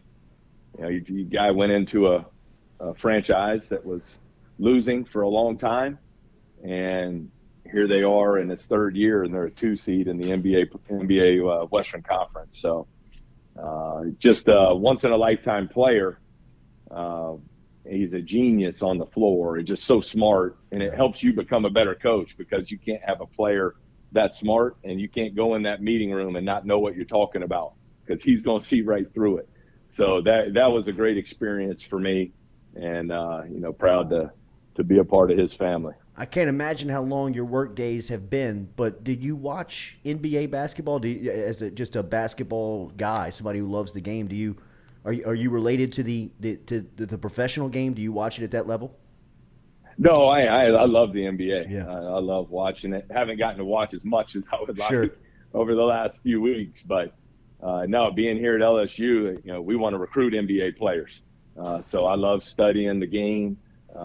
We try to play a pro-style system, pro-style terminology that not only will lead to success here at LSU, will not only lead to our players being developed to their maximum potential, but will have them prepared and ready when they do get to the NBA to be successful. And so we enjoy studying the game on a regular basis and using that film to study with our players as well. I thought the best thing that came out of COVID for the coaches that you guys were able to ditch the suits and go into the almost the windbreaker look, the pullover look. What's your style on the sideline? It feels like you're kind of a jumpsuit guy, not a jumpsuit, but kind of a pullover guy. Pullover guy. Nice. I agree with you, Jordy. Nice. One of the greatest changes in the history of college basketball. We've gotten hit with everything here. Right. The game has changed. You got the transfer portal. You got the COVID bonus years. You got NIL. You got the one-time exceptions. But the best thing that's happened is getting rid of the suits and going to the pullover. I agree. Has it been head spinning? Last one, I'll get you out of here. Has it been head spinning and all the changes under your game kind of that you've had to evolve? And it feels like you've almost had to build the plane while it's in the air from every level. And being a coach, the things that you've had to adapt to, whether it be recruiting and or coaching, how has it been from that point of view? I think your plane analogy is really good, Jordy. I think it is challenging. And it's just like anything else in life. I think you have to adapt with the times. You have to evolve and change. We can sit here and complain about, not liking this transfer portal or not liking that, but we have to figure out how to embrace it and use it to the best of our ability as we build this LSU program. So, just a lot of studying and learning and trying to figure out, what the best pathways forward are for us. Personally for me, like, Tevin Brown that we just had at Murray State, I recruited him for 2.5 years and then coached him for 5. So there was a 7.5 year relationship there. I don't know if that's going to continue to be the norm in college basketball with the advent of the transfer portal in the spring. So just have to adapt and embrace it and use it to the best of our ability to build out our roster. Coach, I know you've probably been asked this in so many ways and terms since you've gotten the job, and I don't know if there's an easy – do you understand the challenge in front of you? I mean, do you Do you have an idea of what will be for your program and the challenge that you are approaching? Oh, there's certainly a challenge. I think there's a challenge in every program, though. Yeah. I mean, it's, I think you just embrace it. For me, I'm not really one who looks backwards in life. I'm just moving forward, and we're going to work extremely hard. We have a process for the way we like to do things. There'll be changes and adjustments to that as we move forward. But no, I'm just excited, excited about the opportunity to recruit great players here and hopefully make an impact on their lives and prepare them for success after LSU. And do a lot of winning in the process is certainly the goal. But then it's also an opportunity to get my family here and get involved in a great community. And we're going to take advantage of it. So that's how we're going to move forward. And I'm really looking forward to the opportunity. Enjoy the box tonight, Coach, and pull them through. Cannot wait. Yeah, pull them through versus Georgia. It's great to talk to you, man. Looking forward to meeting you. Hey, look forward to it, Jordy. Really appreciate the time. Go Tigers. Yes, sir. There he is, Matt McMahon, checking in this morning. New LSU head basketball coach. Boot up. With a couple of minutes there on the program. Look, that's a lot of hard work, man. That's a lot of work going into the program to look up and see that they've got 9 players here heading into the month of May. Mm-hmm. I think gives you an idea of just the challenge and the task that he's taken on, and he's done a good job. I mean That conversation with head basketball coach Mac McMahon was brought to you by Dead Soxy. That's deadsoxy.com, and you can use the code Jordy for 25% off of your order. Almost every SEC school is represented there. The Joey Burrow socks are still there. Dare I ask what socks you have? Yeah, there you go. There we you go. go. All right. Are those just purple and gold stripes? Yep. They're awesome. All the way up. All the way All the way to the He's got a softball game later today. He's getting ready for. Do you tuck your pants into your socks when you ride your bike? No. No? You just That's short like guy what on the people bike. in suits do, right? Shorts guy on the bike. Not a bike guy. Oh. I didn't learn how to ride a bike till I was like 12. It's cold, man. Yeah, it's really? cold in the morning on that It bike. is cold in the mornings here Like right before now. the sun comes up, I mean, it is like chilly Yeah. in the morning. It's nice. It does. It feels great. That's why you got those socks pulled on.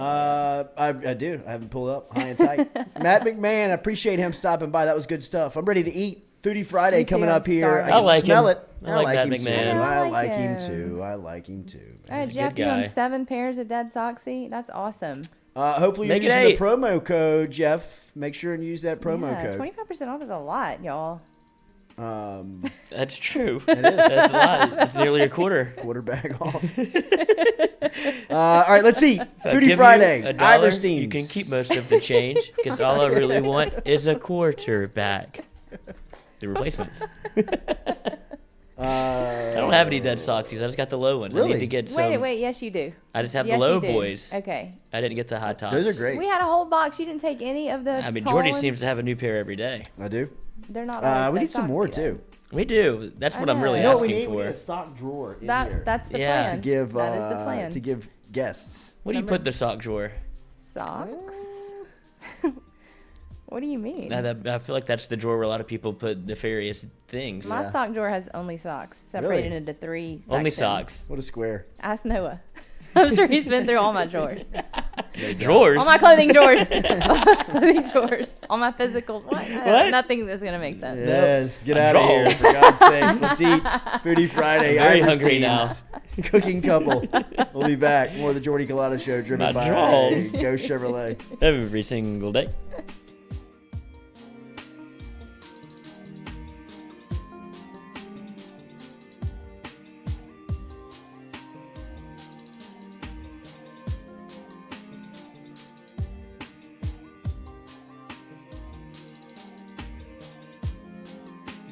Red Stick Sports, a local staple in Baton Rouge to all sports fans, was founded back in 1981 and has remained a family business for over 40 years. Today, they still have the great selection on the floor, but they're also a leader in custom apparel for businesses, sports teams, and other groups. Take it from us, everybody over here at FM Digital Media. They help us out with all of our apparel. Let them help you out today. Go ask for Cody over at Red Stick Sports. Check him out online at redsticksports.biz.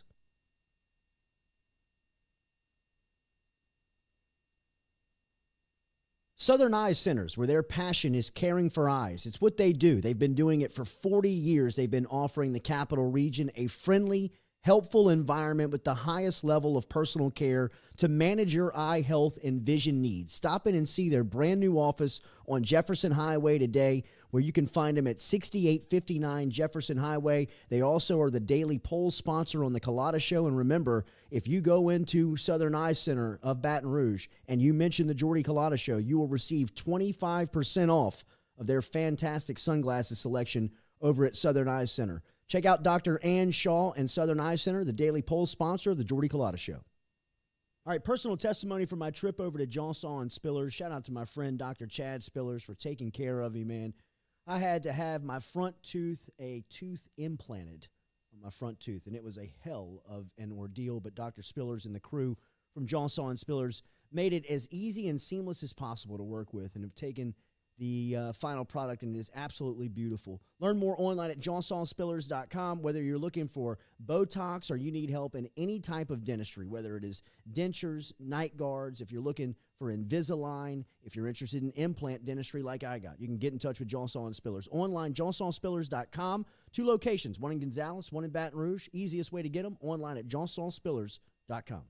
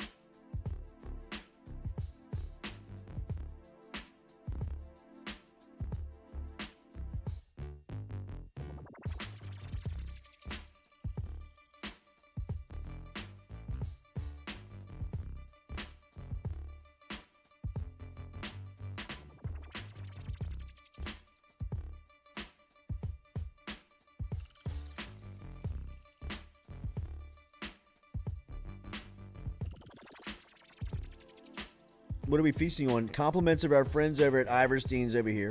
Sure. You talk about this pork because I'm going to eat it. It is great. It's great to see everybody. What we got? This is pork belly. Yep. You're not even. Simple. You might as well not be here. Simple.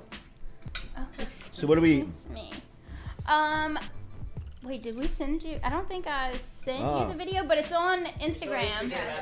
It's fantastic. I had so much fun. Ben, I have 10 minutes worth of video. I'm gonna do a whole series of him breaking down the half a pig. This is pork belly. Super simple. Damn. I braised it in the oven. I didn't do shit. I made a delicious braising liquid and put it in the oven, set it and forget it. We refrigerated it, cut up this morning, and frizzled it in the oven. Oh my God, you hear that skin? Yeah. Was he cutting it up with a hacksaw? Oh yeah, he's got to cut through the bone. So he cuts the shoulder and then the ham off. And then cuts the ribs, which is like the rib chops and center cut pork loin. And then he takes the tenderloin off, and I did it like Worn out. It's work. That's work. It's a lot of work. it was like 10 minutes. It's not much, but it's honest work. Talking, yeah, exactly. Oh man. And then the belly, and then Oh. the St. Louis ribs. Jeez, I mean that's aggressive. Wow. That's what I'm And saying. I it think was you like, could and then you just yank it like this, and I was like, okay. you could bring a body there. That's a lot. Yeah. You could, but you know what?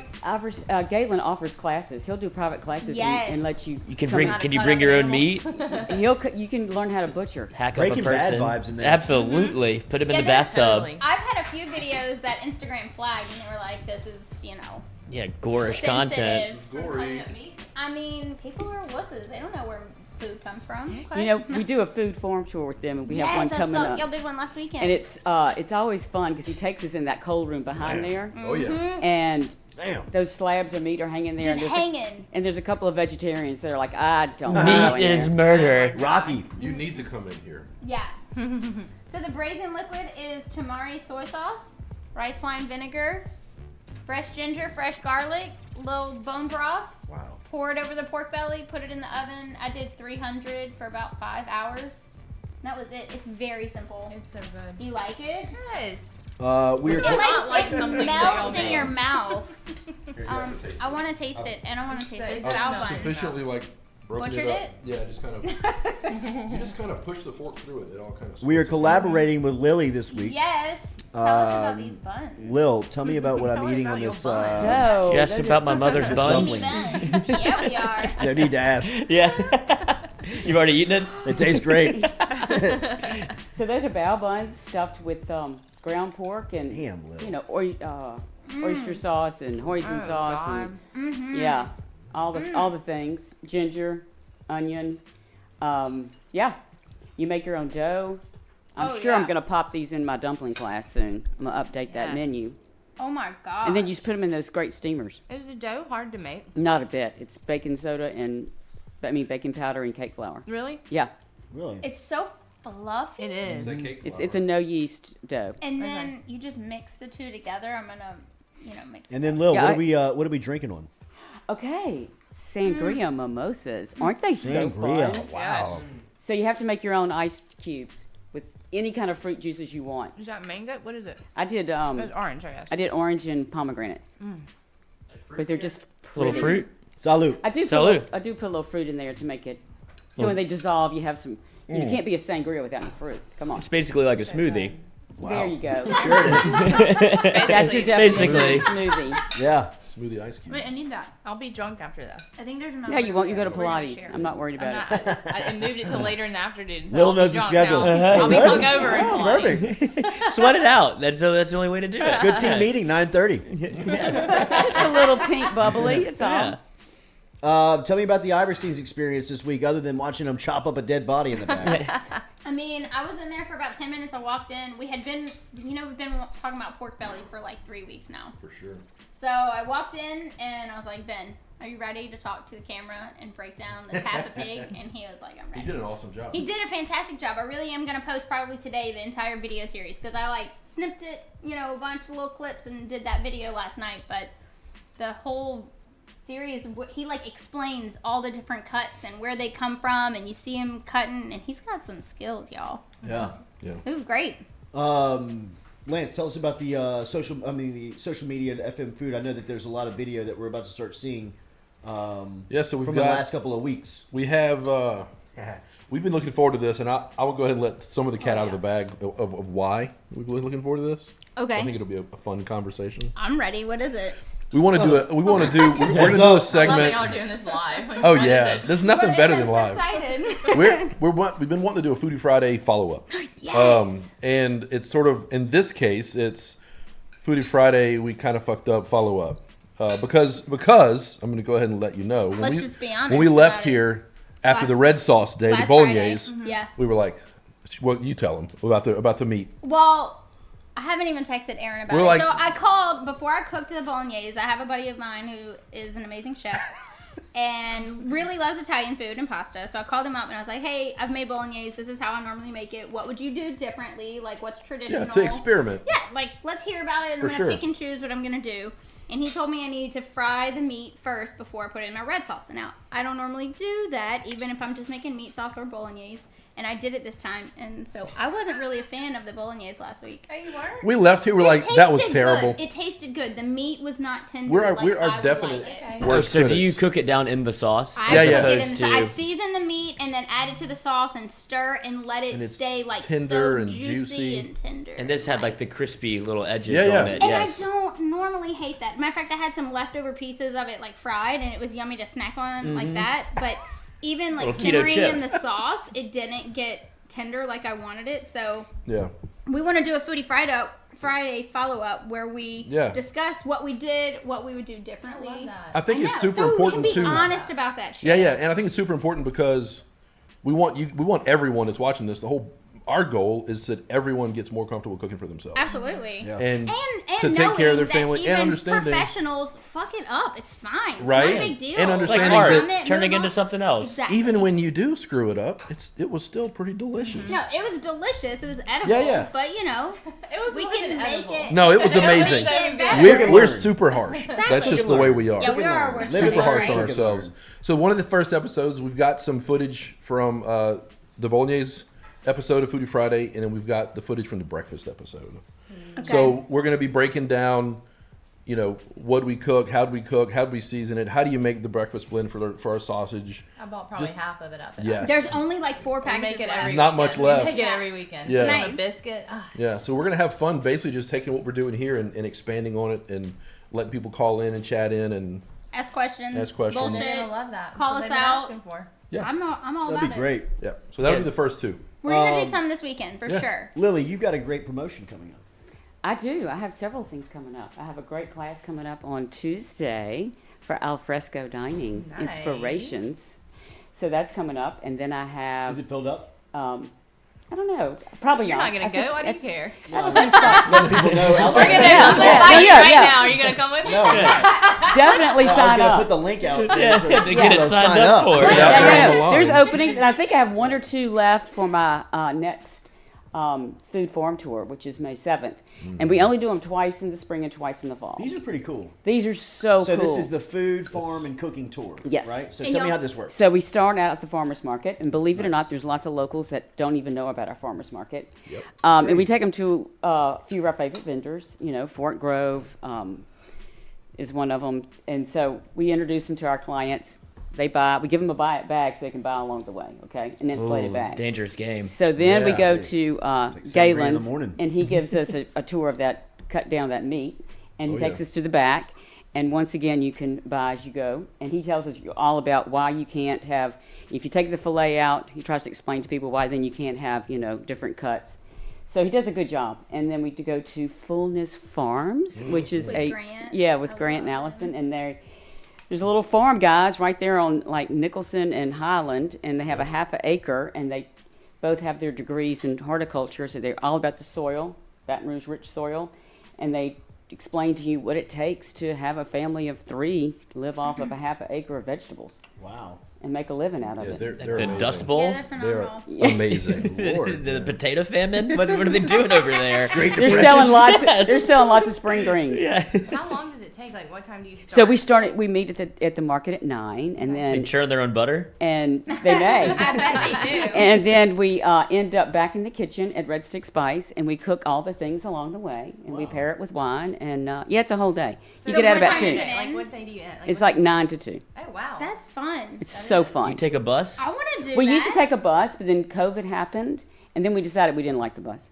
We decided we all liked our own cars. Yeah, get a little boozed up and drive home. Just follow me. Y'all Mom should car. do it and document it along the way. That would be great. I think That'd be a great episode. I'm gonna see if I'm That'd gonna be a great episode. see if we're free. Yeah. May 7th. So May next 7th, Saturday. and I don't do it again till the fall. What about if Okay. you want to sign up? What's the way to do that? Redstickspice.com or Kitchen Confidence with Lily. Ooh, I love that. Either one. What time does your class start on Tuesday? We start at 6, and we're out by 8:30. I might have to cancel my my kettlebell class. So I want to go cook. It's a fun. I want It's to a go fun. learn some stuff. So we all break up in stations, and everybody cooks a dish. Well, I've seen that kitchen over Yeah. there, so I want to get in there and nice. learn. Come on. It's right by the house. Isn't it? Forever a student. Yeah, Yeah. it's like Yeah. super close. It's really nice. Are you going Tuesday? I would like to. I just learned about it. Oh, how's it feel? Pressure's on, bully. On the spot. All right. She's in. Partner spot. I'm good at things. I do things. I'm not scared. Yahoo! I mean, She's been in the kitchen with me before. I have. And then I'm doing She's all boozed up on tequila. Yeah, we were. Fine. It was. Not Well- That makes you just a little more carefree. Yeah, It's a little bit totally more fine. salt. Yeah. A little bit more. Spice it up. Yeah, right. A little tequila in there, poured in. What's it gonna hurt? What's your Instagram giveaway? Oh, we're doing a gift card with Red Stick Spice. We're collaborating on that. So you have to go, Lily_Kitchen Confidence and like me and share me, and your name's in the pot to get picked. Sounds like college. Nice. Come on. Wait, that's your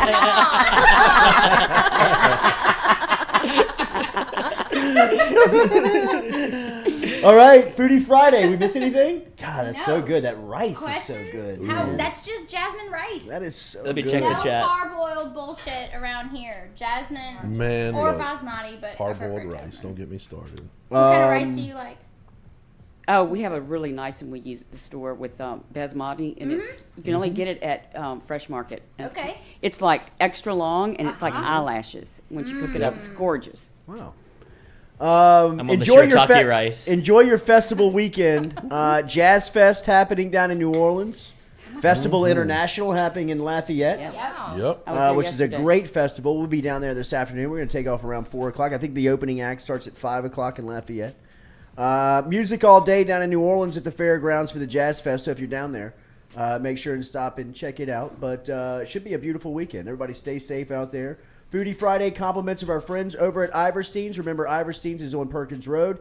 And Lily's got a great event coming up with the Farm Cook Tour that swings through Iverstein's. So you can still check that out at Red Stick Spice. Hate to waste it. Hey. redstickspice.com and FM_food on Instagram. You'll be caught up on a lot of the things that have been going on and to bring this food to life on Friday mornings by the great and talented cooking couple. And, of course, following there on You Bet Your Ass It's Good. Yes. All social media. Get them there. For the entire full crew here on this Friday, Mikey Montook and Mic'd Up will originate from Uncle Earl's this afternoon. Cranks up 4:30 to 6 o'clock if you're looking for a great place to pregame before LSU and Georgia game 1. Get over to Uncle Earl's today. Check out Mic'd Up. We got a bar tab.